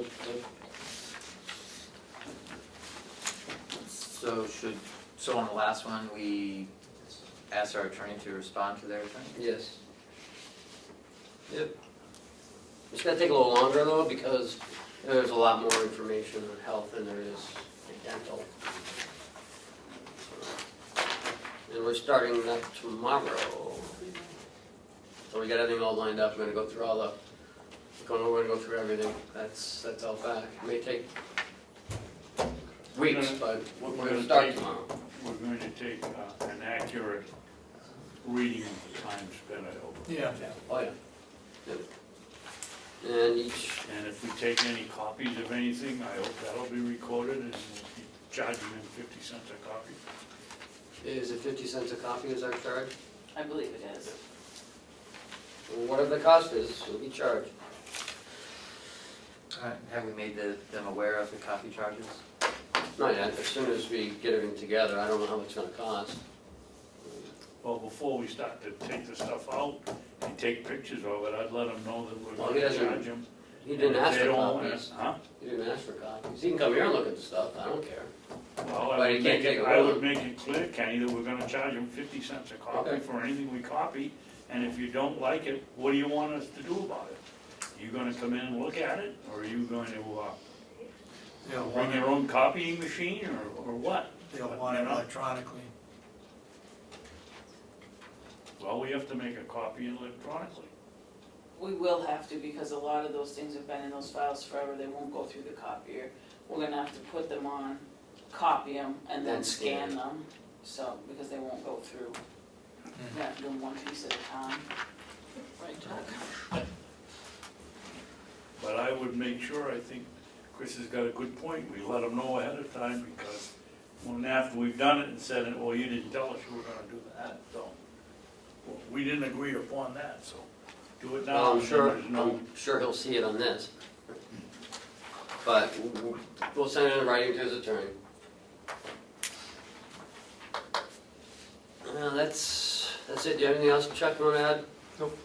Should we be communicating with his attorney, or should we have our own attorney do it? We're having our own attorney do it. We are? Yep. We are. We are. So it's costing us money too. Sure it is. Yeah. I guess that's it. Thank you. Thank you, Chuck. You guys want to come up? Howard and Lori? In your packet, we received you received a letter, I guess it's our weekly address from Deanna Chafee. She sent you a letter last week, and she sent you a letter this week. I'm going to read it to you.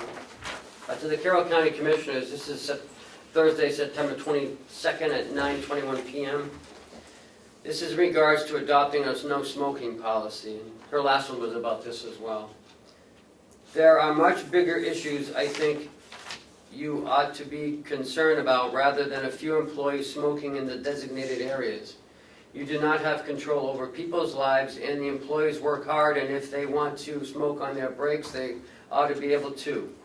We are all adults.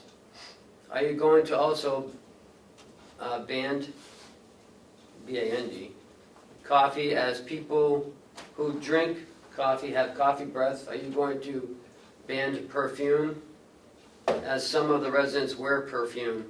Simon, you may wear cologne, and it may bother us. Oops, let's ban that too. A lot of these smokers work on their days off to cover call-outs. They stay past their shifts to cover call-outs, or just short staffing in general. If it wasn't for some of these smokers, there would be units with no staff due to short staffing. Management may tell you we are not short staffed, and if that is true, maybe the state ought to be called in some of these critical times. They may feel differently. You may be told our staffing is up to what it is supposed to be, but due to the way the building is set up, there are many different times when it is unsafe, and it's the residents that suffer. We can't keep help except from the long-time employees who are treated like dirt. The new employees come and go. A lot of the younger employees tell us this place is going to kill them, and their backs are killing them. Some of us have been doing it for many years and are a lot older. The management look for any little thing to get people all upset about. We are there to do our job and take care of the residents, not to be watched every minute on cameras to find something they can get us on. Simon, really, this is getting out of control. I know Ken or management will say we are just employees starting trouble, wrong answer in capital letters. There are several people very upset by all these stupid policies, but are afraid to say anything because then they will be tratted like crap. We should be concentrating more on a lot of the errors made by you that will cost the taxpayers lots of money, and the no smoking policy is not one of them. Why don't you try to make things better and fix all the mistakes made by the commissioners and stop trying to come up with new policies, spell that one right, to make people miserable? Sincerely, Deanna Chafee. So, Why is she addressing it to us and then asking you all the answers? I don't know. Why don't we write her back and ask her to, should we concentrate on errors, what are all the errors that we've made that cost the taxpayers a lot of money? Other than not getting spell checker on her computer.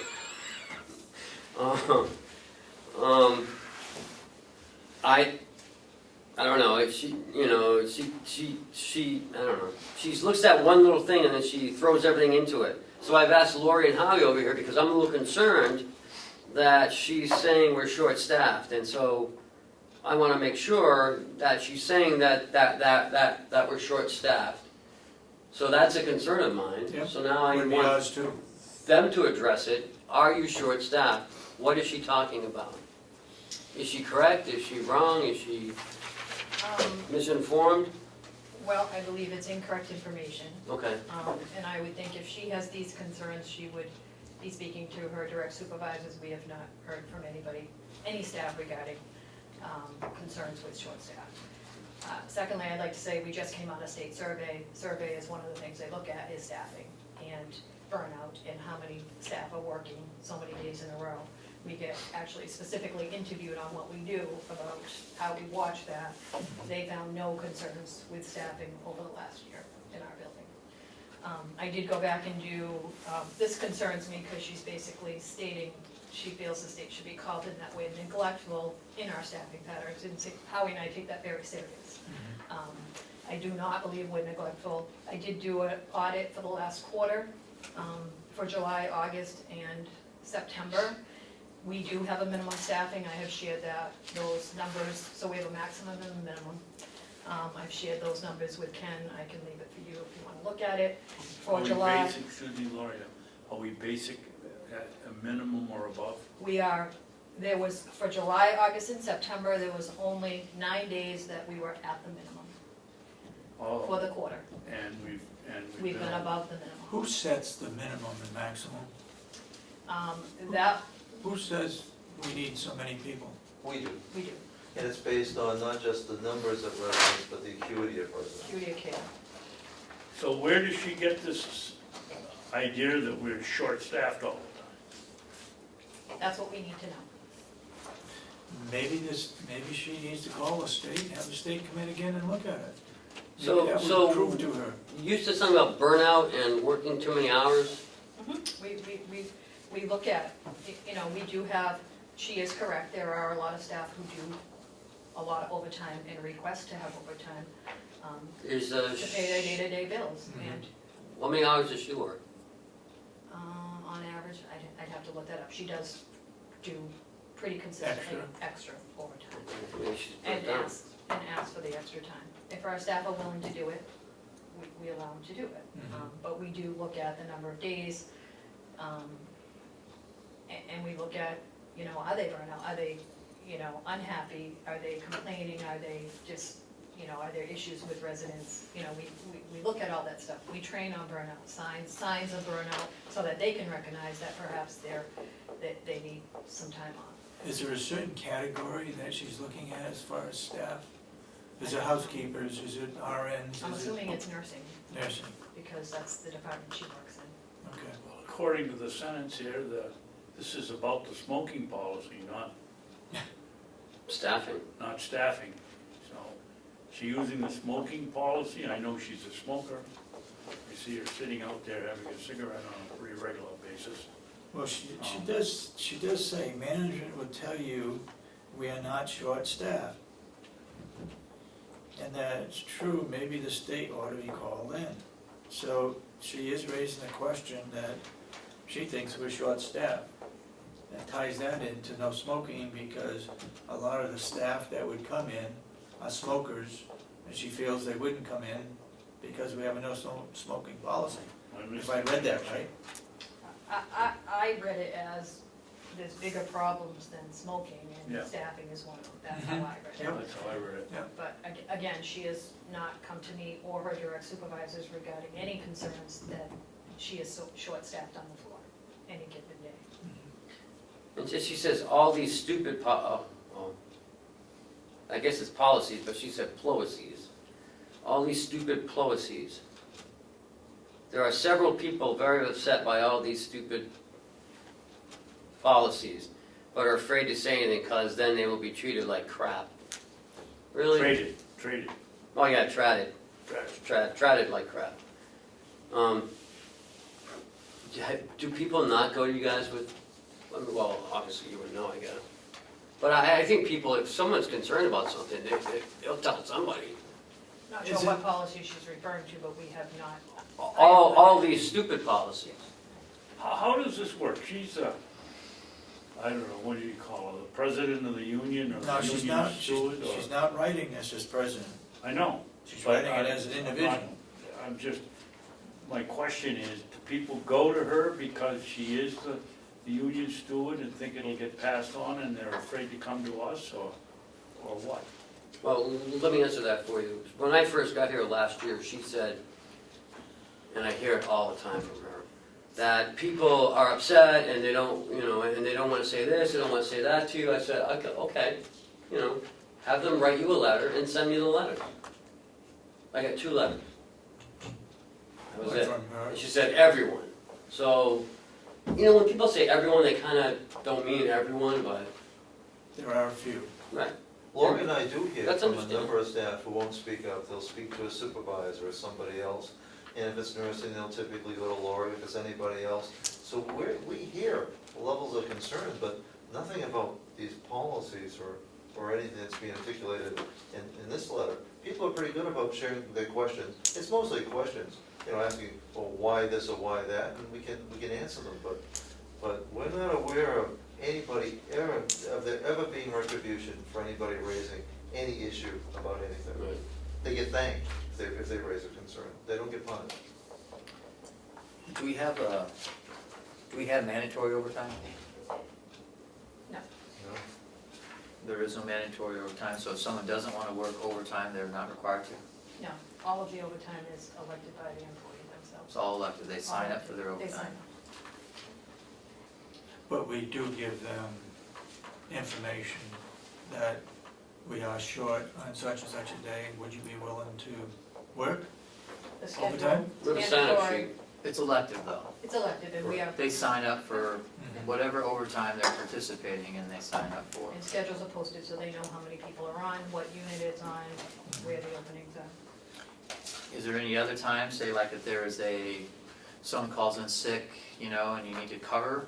Or is there any mandatory overtime at that time? No. Do people have to stay over on their shift until their replacement's found? No, if we fall below the minimum, then management comes into work.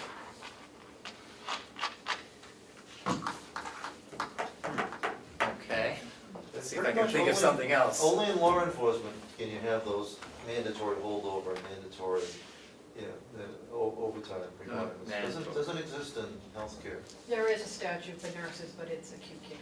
So nurses who work in the OR that, and operating might go over 8 hours, but there is no Okay. mandatory.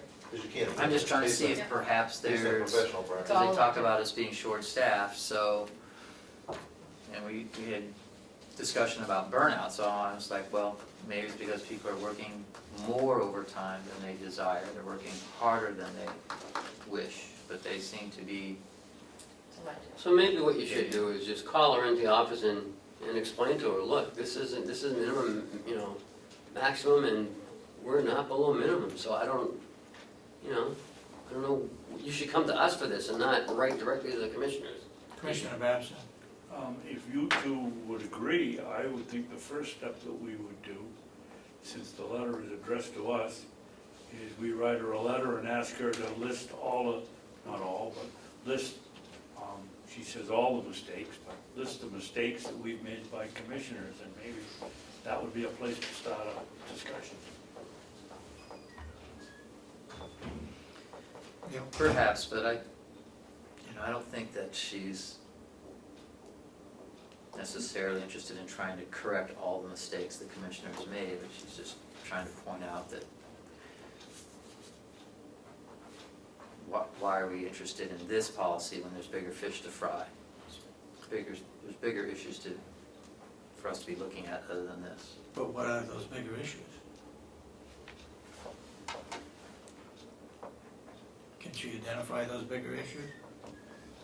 I think we could ask her if she's willing to, but I don't think that's necessarily Well, she the says, point of her letter. she says we should be concentrating more on a lot of the errors made by you that will cost the taxpayers lots of money. And it's addressed to us, and frankly, I'm sick of being accused of coming in here and wasting people's money, or not doing the job, or not trying, or whatever these people want to think about us. I'd rather be up front and say, okay, we've made mistakes, come in and tell us what they are, and how we can correct them. We can ask her to put it in writing. We can ask her to come before us and tell us what these mistakes are. Yeah, I thought that'd be good. Yeah. All right? What do you think, Chris?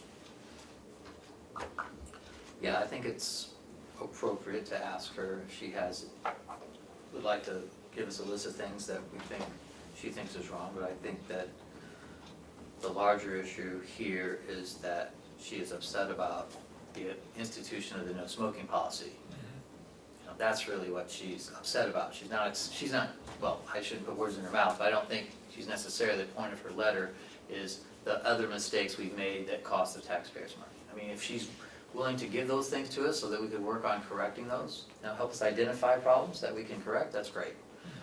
But I think the larger issue with her is her maybe misunderstanding or fear, or not seeing the whole non-smoking policy that's being brought forward. And I think that's to the larger issue for her.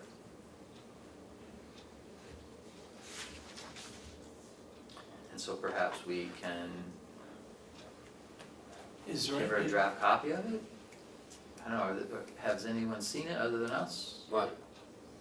A draft copy of the no smoking policy? No, because it's draft, it's not, it's just working paper, it's not public yet. Okay. We certainly talked about it enough. If you watched the tape, you could pretty well figure out what was gonna be in it.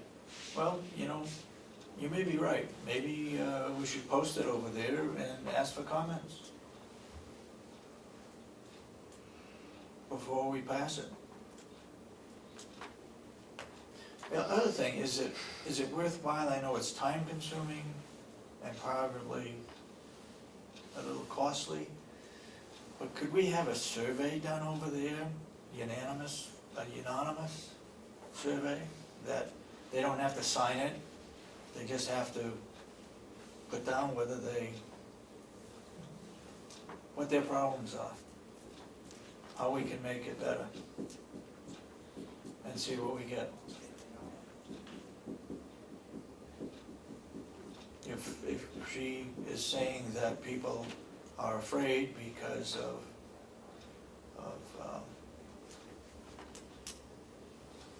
they don't want to speak up because of retaliation, can we go around that and just ask? We thought that was a good idea 2.5 years ago, David. We put the box over there. Instead of getting suggestions, we got it filled with candy wrappers and cigarette wrappers. Yeah. So that's part of the reason we have the union. If a union member, officer, hears about something, then they can bring it to administration, with impunity. We met yesterday and there were no reports of issues, questions, or problems. So. Isn't she the one that comes to you? Isn't she the union She's the person that union, would she's the deliver union it to you? president. So that, but she has not brought, she didn't bring the issue of staffing to us. and she brought it to you. But she's So- always talked about that, ever since I've been here. She's always talked about short staff, not having enough people on a wing to do the job. Oh, Our care ratio is 1 to 6.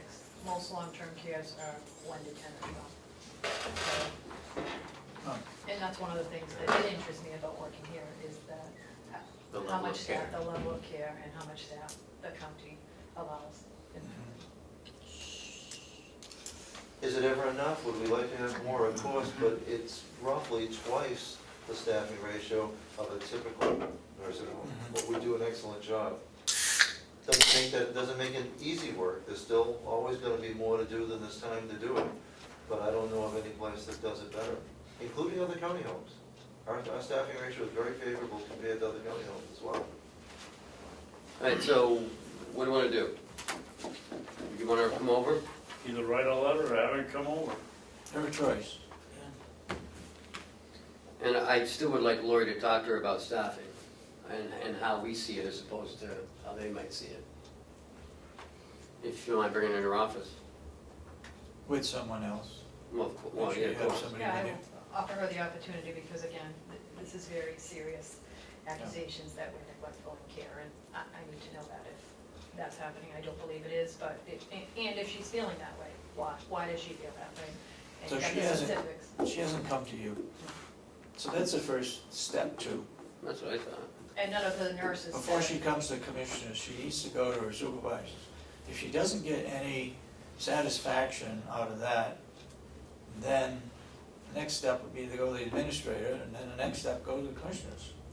I and would say. she should be addressing those concerns with her direct nurse, charge Yeah. nurse, who would be coming to me. We have monthly staff meetings with charge nurse and supervisors. Mhm. We have not heard any concerns with staffing. Okay. Great, guys, thank you for coming over and thank you for doing that. Thank you. I was Thank you I was very much. concerned. Thank you, Cheryl. Hope Jason has a better date tomorrow. Next, we have our sheriff. Should we stay a while? You're going into the bear hunting business or what? Yeah, what was the story of that? What's that on 16 then? You had a deputy talking with the dog people. Bear The dog bear people. dog Oh, people. no, it seems to happen every year that we get bear dog complaints running through people's yards, and I'm not sure what that specific one is this week, but typically every year when the time comes around, we get complaints on bear dogs. I mean, one of their vehicles could have broken down, we don't know, we just went by it. Your deputy was in.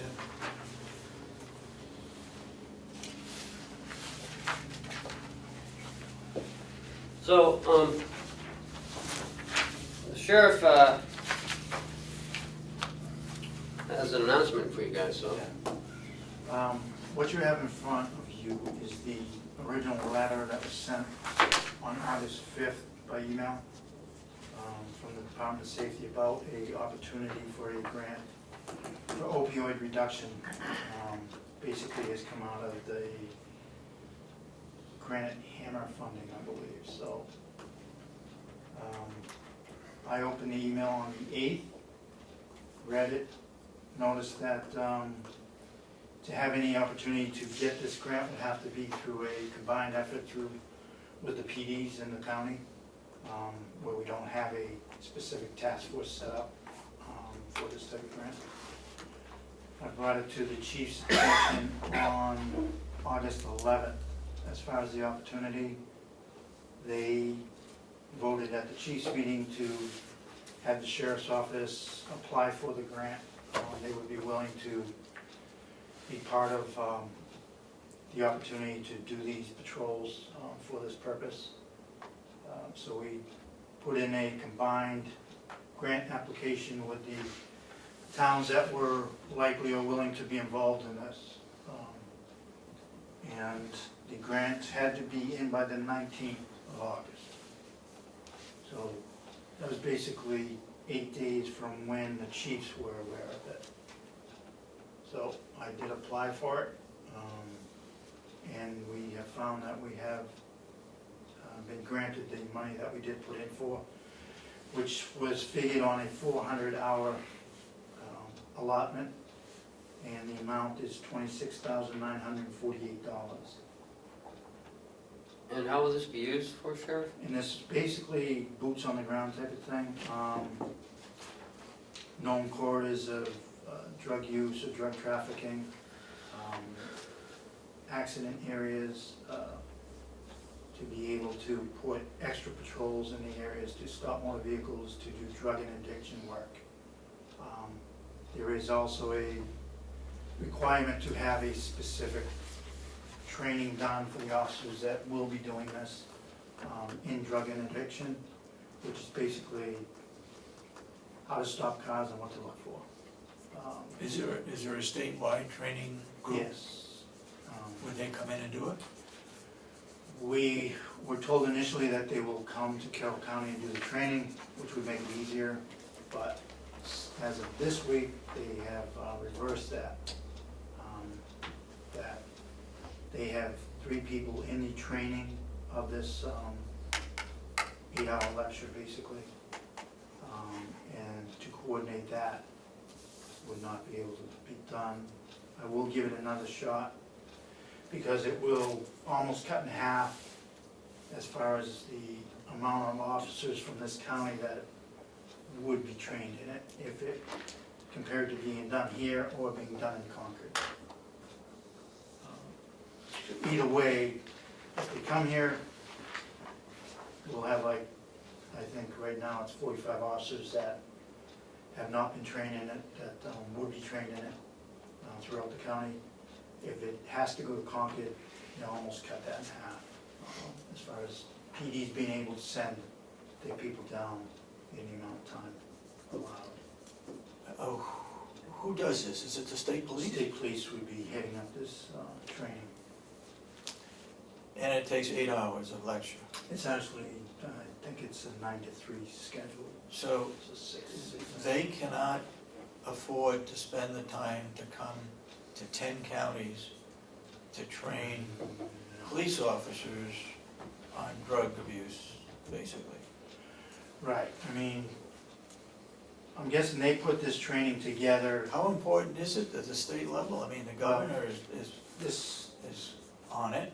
there's a training that's being done on October 7th. That will be the 3rd training of this specific training since the beginning of September. So when we found out that we were required to do this training before we could do the Before you can get the grant. purpose of the grant, Yeah. then that's when we made contact to say, okay, can you come to Carroll County? We were told by a captain that they could, certainly work with that. And now, since it has all transpired, they are saying that they probably can't do that. I will give it one more shot to see if they can do it, and then also invite anyone from Coos County, Grafton County, Stratford County, so we can maybe punch that number up, double that possibly, so make it more appealing for the state to come So this is 26,000 for how many towns? 8, in. 10? Well, I mean, there's a few towns that will not partake in this, one, Because they have no police force? well, there's, No, the big no, ones won't. different reasons, But Comeau won't. no, they will be part of it. Oh, Comeau will? One, Town of Molten Grove does not wish to be part of the money. They're willing to provide help if we need it, but they would remain out of the money's source of it. Why? That's their chief's What decision. what is, But he did vote to go ahead and apply for it. what is the use of the 26,000? What's it gonna be used for? For boots on the ground, basically making traffic stops in known areas of drug use throughout the county, And they don't wanna participate in that. not using these fundings. Dominic, you keep reading in the paper, so-and-so is stopped for speeding, and while they're stopped, they search the car. What is the law for You have to have articulable suspicion to get into the vehicle for any other purpose. So, you know, if you can smell marijuana or see Drug anything paraphernalia. drug-related, then Or slurred speech, You your can eyes, certainly pupils. ask, much like a DWI stop. So you have to have a reason to be able to continue further. And then there's the all inevitable that you can ask for a voluntary search. If it's granted, it's granted. If not, if you have a reason to lock up the vehicle, you get a search warrant, you can do that too. So, And that's what the training's for, so when they do stop these vehicles, they can recognize some of the, yes. you know, some of the identifying symptoms of drug Which abuse. is trained in basic, the academy Yeah. anyways, but they are making that a requirement to do this training, further training, so it certainly won't hurt. Who's the person in charge at the state level, in the state police? Klein? Klein? No, Quinn. It just changed. Quinn. Quinn is now the assistant. Quinn, Um, he gave a talk at the, yeah, but he's no longer. huh? But he's the He- person that he's interested in saying. Quinn is the one that gave a presentation at the conference held last week on drugs. And he said there's 3 stages, right? The first one is education. I go back and look at my notes. The second is for rehabbing people. And the third one was more of Of an aftercare piece? support, yeah, to work with these people that are abusing drugs. Now, first, Something and, first phase was training. Now, this is what we're talking about, training. I don't understand, And they're, Right. they're providing the training. yeah, They are asking everybody to come conquer. So again, we is will there, do that if that's the only answer that will. but don't they realize that you got 45 people from Carroll County are gonna travel all the way down there when 2 or 3 of them could come here? Well, Is there a lab? I know he has a lab, No, but are they gonna do anything in the lab? No. it's So- pretty much lecture. You know, these people need to get out of Concord and come out. He talks about going up in the North Country, up in Coos and so forth, with people who are abusing drugs. I don't understand, I should have asked the questions. I Yeah, didn't. no, and I have not given up on that. I will again. It seems like attempt the that. sheriff is trying to get together a large enough group to entice them to realize that it would be in their best interest to come see us and have 3 meetings of 15 people. It was recognition, something. and It was begin- training in number 1, phase 1. There were 3 I have R's, to go back and look at my recognition, notes. recovery, and what was the other? Prevention or education. Well, I mean, you always have to have some sort of aftercare support. Education and prevention, I think, was phase 1. But it's the education we're talking about here. Okay, so what are you doing with this? Are you gonna start this, or are you going to trainings and then start it, or? Yes, And how's yes. it working? It's not started yet because it's still, the training has to be done. The date we're looking at, I believe, is either, once the committee for the funding appoints it, it will either be, I think, November 1st or December 1st. And it has to be used by the end of May. Of 17? Yeah. And all reimbursements have to be put in by a date of sometime in June of 17.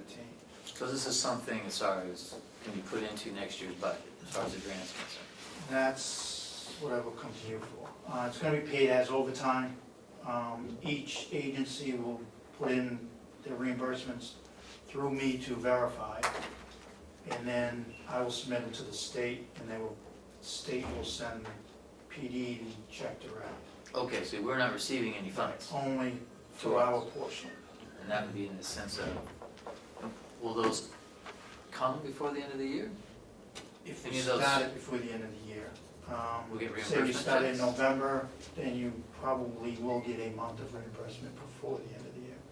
If we start in December, it usually takes 30 days for the state to work, right? So, but the hours are gonna be worked in December, so I'm not sure how you wanna, But we don't get reimbursed, only for our people. Commissioner Babson? right, Keeping Representative Comeau in mind, what are the strings attached here? again, the training. The training. has to happen. We have to go to Congress. Yeah, training has to happen. Other than that, it's basically,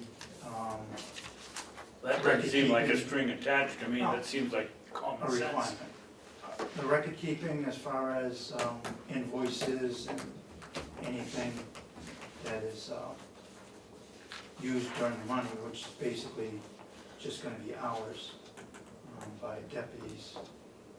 We're not giving up any constitutional Nope. rights or having to hire somebody or. No, it doesn't change any way, shape, or form how you stop a motor vehicle for any other reason, so. Are the It's attorneys not involved? used, it can't be used for buy money or anything like that, too. No, I don't think so. Are the attorneys involved in this too? Attorney. No, this is just law enforcement. So So you- bas- Go ahead. I'm sorry, so basically, we're required to do 1 day of training or 3? Just one day. 1 day of training, 6-hour session, and that's for all the officers from all the departments that are going to be Doing this particular detail or. due, right, and then there's $26,000 of total funds for, to be basically for everybody, Reimbursed, yeah. and you're gonna be the hub Yes, of how that and gets the dispersed. chiefs will be involved in how that gets broken up. Take for instance, we'll, not for any reason, but will Sandwich PD get the same amount that Ossipee PD or Comeau PD gets to be able to use? Probably not. So, because if you look at where the concentration is of the issues, Mhm, then probably more money will be used in those I see. quarries. But so you're kind of the decision factor about where All the money's chiefs gonna will be? be involved with Oh, I that see, so it's decision, a yes. group, kind of a Yes. committee Yeah. decision to how to disperse out this $26,000. It sounds like a great cause, and it sounds like about 1/10 of the money you need. Yeah. Yeah, it's not, it's not a lot of money. It's $26,000, I mean, Yeah, what it's do not much. you know, you Basically could have like 400 3 hours, patrols over $600 at a pound Dunkin' in Donuts Carroll County. or something, I mean, It was figured at 400 hours at 4-hour increments. It's basically what the figuring was done. well, it's something. Yeah. And at least have the officers having that mindset, and then It's a start. it's a start, I mean, not every dollar that, Okay. some good can come out of it, but it just seems like the amount of work that, I'm envisioning a fairly large number of officers spending 6 hours of training and probably 2 hours of travel the way it looks. An 8-hour shift for, you start adding that up and it sounds like more than $26,000. Yeah, I mean, for instance, So that- if this is the last class they're gonna have on October 7th, I have 10 officers that I would want to put into it, but I will most likely trim that down to 5 or 6.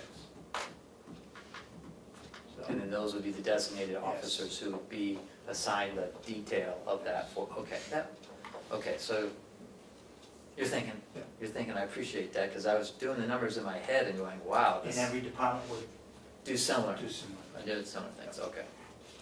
Mr. Babson? Sheriff, none of this money will be spent on tangibles. It's gonna be training, it's gonna be Not on training. No, it's on Training work on hours, us. labor. Training. labor. You're not gonna buy any equipment with it. No. We're not gonna find out you bought. It can't be used for administrative costs, it can't, anything like that. So it's on 4 direct hours It's of gonna work. be direct.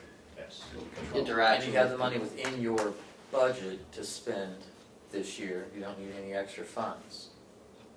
Right, as far as It's it's gonna be reimbursement. Right. So I think is, from And it's overtime. a budget It'll be standpoint, paid on his overtime. from a budget standpoint, if you don't overspend the budget, Why is it overtime? then that won't be an issue. You know, and the revenue that comes in, that's not a problem, because there's no jurisdiction over how much revenue we can take in, it's only over how much money we spend. So as long as you don't spend more than your budget this year, spend more than your budget says you can spend, you can't count on, see what I mean? Yeah. You can't offset that expenditure, so everybody needs to just be aware of that that's not a cushion. It's like, oh, we've got this $26,000 in grant to offset that expenditure, because that's just not the way the statutes are. Just my thing. Mr. Babson, go ahead. Tom, why is it overtime? If you send somebody down to learn this technique and Oh, no. sniffing out drugs, why is it overtime if it's a regular work week? You're talking specifically about the training, is that right? No, about the Let's talk whole about thing. Oh. You said it was. 4 hours on the ground. You said it was The gonna time be that paid you're in doing overtime. this would be other than their regular No. patrol. So this gives the ability to basically put more opportunity to catch this type of crime. Because now it's over and above why we're out there.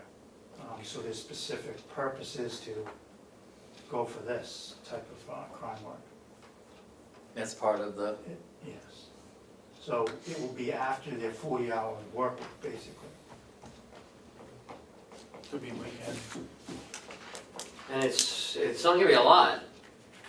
Now, again, I mean, we have not broken it down where I have no idea yet what Carroll County will be getting of this 26,000. Well, I think this is really important, because why can't you take somebody that's on their regular duty and have them apply what they've learned here, and why do they get paid double that time and a half? For one, you're supplanting their pay, because that was already budgeted for, is their work hours. Now you're taking a grant, using that money to pay their regular pay. In private life, I think we'd be calling this trying to stretch the budget Yeah, and get more, if you can take a guy that's already being paid his regular pay and and that is again, precisely it what they're defeats- trying to avoid. Right. They It want avoids that. extra effort put toward stopping people and enforcing the drug problem. They don't want us to use it to stretch our budget. But the positive externality is that during those other hours, when they're actually working on delivering a writ, their training may make them aware of something that looks suspicious, and they'd be more inclined to stop and make a good stop that's lawful, that can be enforced, and then justice will be served. I mean, that's the positive thing, is that when they're not necessarily doing that, I mean, they'll have the training and the notion, because they've gotten that extra incentive at other times. And they've got the extrality. yeah, the purpose of this was to put more hours out there to try and stop this, reduce it. Any idea, But I do appreciate your trying to save some money on the county stuff. this trying is to make the money go farther. a loaded question, but any idea how much time the sheriff's department is spending on drugs only? Is there a certain amount of, Depends on who you listen Time. to. is there a certain amount of time that is spent on this, or is it just, when you find it, you find it? Yeah, there's no way to give that off the top of my head, because it's a continual, as you know, we have 2 detectives. So whatever the patrols are doing on, between serving writs or whatever, stopping vehicles, you're always looking for that. Yeah. But the detectives, it's an ongoing daily thing as far as what might come in or what might not come in.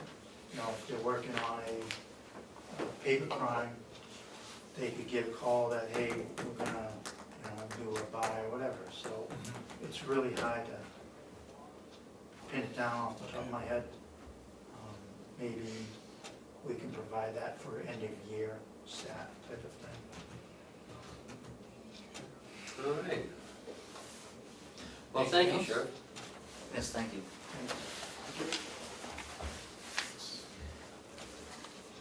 doing a good job out there. Keep it up. Be safe. Couple quick things. The paving of the walkways is going on. I think they're just about done. They look great. And they're a lot safer, let me tell you. The hedges were also taken out. They look a lot better with them removed. Notice we've been around that building, on that side. They look really good, and we're gonna plant some smaller ones. I went on a walk around yesterday or the day before with Will, looking through all the barns and you know, seeing what we would need to do and what maybe we can pull up. 'Cause we have a lot of old machinery out there. We have one. It looks like a horse-drawn fire pumper out there in the shed. Isn't that the hose? Yeah, It carries, it's got two big wheels, Yeah. and it's a hose. yeah. I think we had to give that to our historical society. Yeah, or the Remick farmer, or somebody like that. Yeah, get it out of there. Yeah, It's gonna rot where it but is. it's pretty cool, you know? But something to look at in the future, we have a couple barns that may need to be fixed, or either raised or fixed. We either gotta fix them, or we gotta raise them, because, one of them's pretty bad shape. Which one's The it? old lawnmower shop, they have cow stalls underneath, stanchions underneath it. Oh, It looked like there was a That's fire there at still one in. time. It was like a 3-story barn, but then oh they yeah. dropped it down and now it's a smaller shed. That part's fine, you go out back underneath it, the whole main beam carrying is rotted right out. Yeah. So that's all, I'm a little concerned about that. But, so we might, maybe by next year, look at doing something with it, I'm not sure what yet. Could the fire department have a training That's what exercise Will there? was thinking, he thought the same exact thing. A letter But I mean, do we correct? wanna do that, or do we wanna try and fix it? I don't Once think- it's gone, it's gone. I don't think you wanna fix the old stanch where the cows were kept. I don't think we'll ever use that, it's wet, and the water goes through there. No, well, I don't know, it looked dry, cause it's been dry all summer, so. Well, I don't know about We the think front about it. portion. we should take a field trip out there though and you know, really look at it. Yeah. But it was interesting to see some of the old stuff out back. Did he take you way out by the pond where the stuff's hidden in the woods? No, we went up to we went as far as the pile there, the loam pile, as far as we went. But he did tell me about it. We are buying salt by the big dump truck load. We're getting 50 tons, does that sound right? 50 tons of salt. It's $30 a ton. Last year we paid about $300 a ton by bags, because we use bags. Where are we gonna put it, where we got rid In of the the hay? sand, in the sand shed. Okay. It'll probably just about fit in there. Whatever happened to the solution we were gonna spray on the roads before the storm? We ordered it, it's on its way. We're just trying to get in touch with the other guy who has the brine mix. And so we're just gonna use that and salt this year. We have a little bit of sand, maybe we might need it, but we're gonna try to stay away from that, because of all the sweeping up afterwards, and it goes on the lawn and ends up killing the lawn. We wanna use the brine mix mostly and see how that works out. You said the next step, or were you trying to contact the brine man? Yep. Or you're going to contact the brine man, I forget what your wording is. Trying to contact him. Willie left a Why is message. trying, we can't find him? No, he just hasn't returned Will's call. He called last week and he hasn't returned it yet. Is there only one of them No. making brine? No, but it was the cheaper of the two, so. I mean, if worse comes to worse, if he's out of business, then we can just go right to the regular guy. So we're buying the equipment, Yes, and then we're gonna buy the brine. yes. Yeah, and that'll save us on utilizing sand. Why wouldn't we be a good facility to mix the brine? And Us? sell it, and sell it? Because we have to buy that, you run up and almost Somebody went up and saw it, right, the Yeah. big machine? Well, what, $3,000, I think, wasn't that? No, that was to, You were there, David, No, I wouldn't. no, it was you and Will went, that's right, Willie and I, yeah. more than $3,000. Well, Because you have to get the water maybe it and was the salt. 15, but it wasn't, Some Diesel Works? Yeah, yeah. And that's just one, you know, if other people, if other people are going to Salt Solution and there's no Well- suppliers up this way, why isn't it something to think about? I guess we could think about it, but, you know, we need a place to keep it so it doesn't freeze. You know, as we're mixing the stuff, it needs to be inside. And so where would you put it? If there's such a demand up this way, why wouldn't that company, why couldn't we have an agreement with that company to do it out of this complex as an alternative? Good thought. I mean, we could go up to Diesel Works and get it, if that's what you want, but, No, he means leasing, I think he means leasing part of our barn here if somebody would want to put in a distribution center here for it. Yeah, where are we gonna use the barn? I mean, why can't we use the barn? would be in a conflict of interest if Diesel Works has got it and we're gonna have Yeah, it. that's probably, that's the Would it be a same. I conflict? don't know. Probably would. I don't know if I wanna get into that, though. Yeah. I'd rather let's just get to Brian and worry about it. See if the market goes bigger. But it just seemed like we were buying an awful lot of salt if we're using the brine. I guess got confused by the amount of salt we were purchasing, plus we're gonna do the Depends brine. on a storm. Right. Plus on the cost, I mean, you know, 50 tons isn't a lot, really. But we were buying it by the bags before. Mhm. You know, a ton was like $320. It's 5 truckloads, 10 wheel loads. What is 50 tons? Yeah, If we can fit that much in there, I'm not sure. well, they carry 10 ton, I would believe. But 5 truckloads. the brine is used for a pre-mix, and then you still have to use salt, but you don't have to use as much. Okay. Last year we bought I don't know, probably 3 tons of bagged salt, but we used a lot of sand too, because we mixed it, it wasn't straight salt. Gotcha. Okay. But we want to kind of stay away from the sand, because that creates more work than it's really worth, really. Because it can freeze over it. The sand can freeze, whereas the salt won't freeze. But we're buying up to 50 tons. We're not gonna buy, I don't think all 50 at once. Okay. Whatever we can fit in the barn. And if we can fit 50, great. If not, then we'll just get it as we Okay. go. Well, it's gotta be at least 2 truckloads, because you can't haul over 40,000 pounds Again, I don't know how much we can fit in there. We've never put salt in there before. No, but I'm saying it has to be a minimum of 2 trucks if you're buying. Okay. You say 50 tons or 50,000 pounds? 50 tons. Okay, so that's 100,000 pounds, and if you only can get 40 in a truck, maximum, So how many loads is that, 2? 2.5, Okay. Great. anyway, at a minimum. That's all I have. We've got non-public. Well, the folder, anything in the folder? Yeah, but it's gonna be, oh, wait, there is one that's not non-public, everything else is non-public. Just the minutes. This is from New Hampshire Division of Historical Resources. This letter is to inform you that 4 Point in Sandwich, New Hampshire will soon be considered by the New Hampshire State Historical Resource Council for nomination to the National Register of Historic Places. What's the name of the place? 4 Point, F-O-R-E, 4 Point. doesn't say where it is or.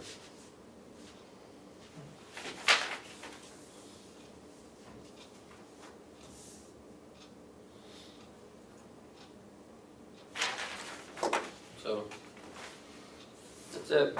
Do you have any updates?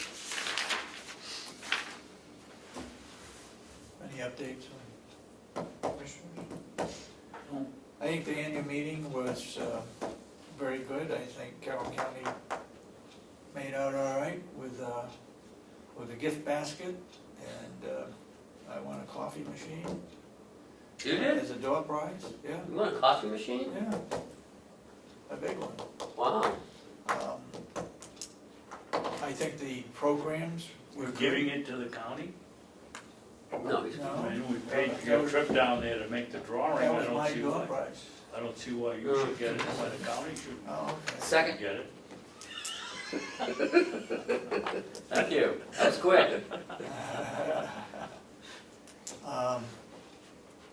We had 5 people that received awards, which I think every one of them was very deserving of the awards. I'll have him here, not next week, but the week after. Okay.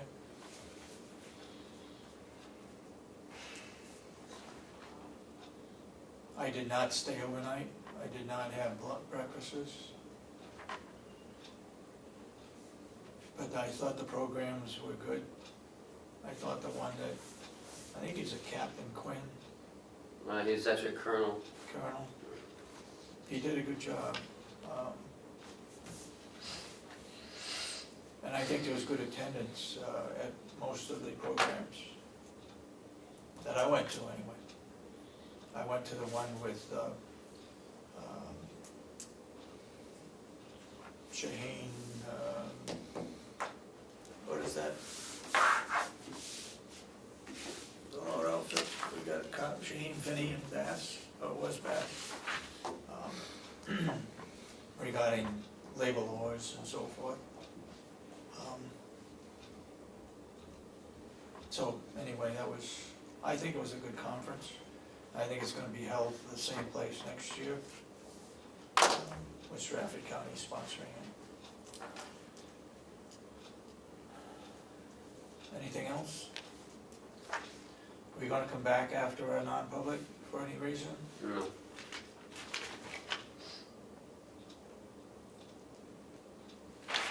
Okay. Are we going to, well,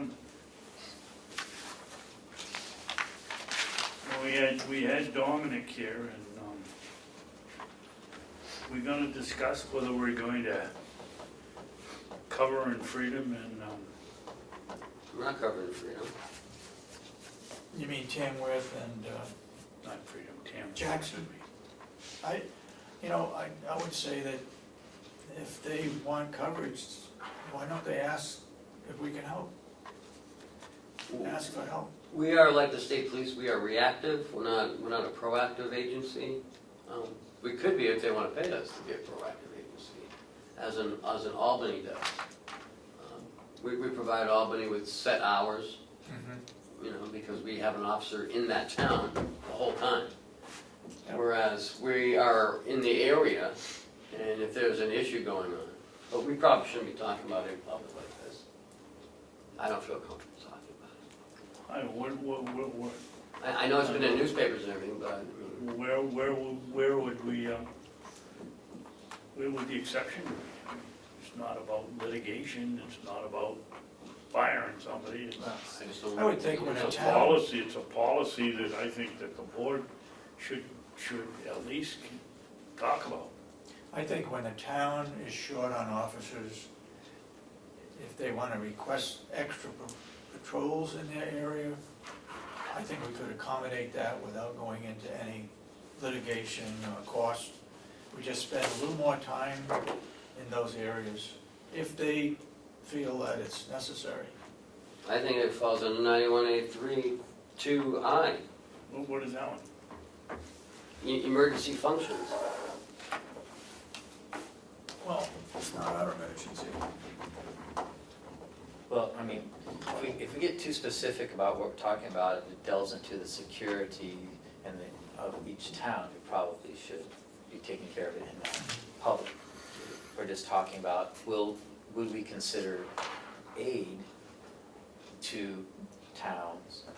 Then I think certainly the sheriff would do everything he could do within the normal course of the work of the sheriff's department. I think so too. Should try to help them, but if they're requesting us to actually cover certain shifts at certain times, then perhaps there needs to be some sort of remuneration back to the county. Like in Albany, Like like in the Kangamangas, Yeah, I mean, during the summer. And if we're gonna talk about it, I think we ought to have the sheriff, Yeah. which, I don't have one of those fancy phones, so I can't tell him to come up, but Well, if you wanna discuss it. talk with the sheriff about it if you haven't already. Yeah. I Bring it think up that's next week. We ought to talk about it yesterday. Commissioner, if you wish to speak with the sheriff in non-public, then you can just add that session and see if we can get a hold of him. If that is your desire. Or if you want to wait till next week, we can talk to him next week. Or if you just,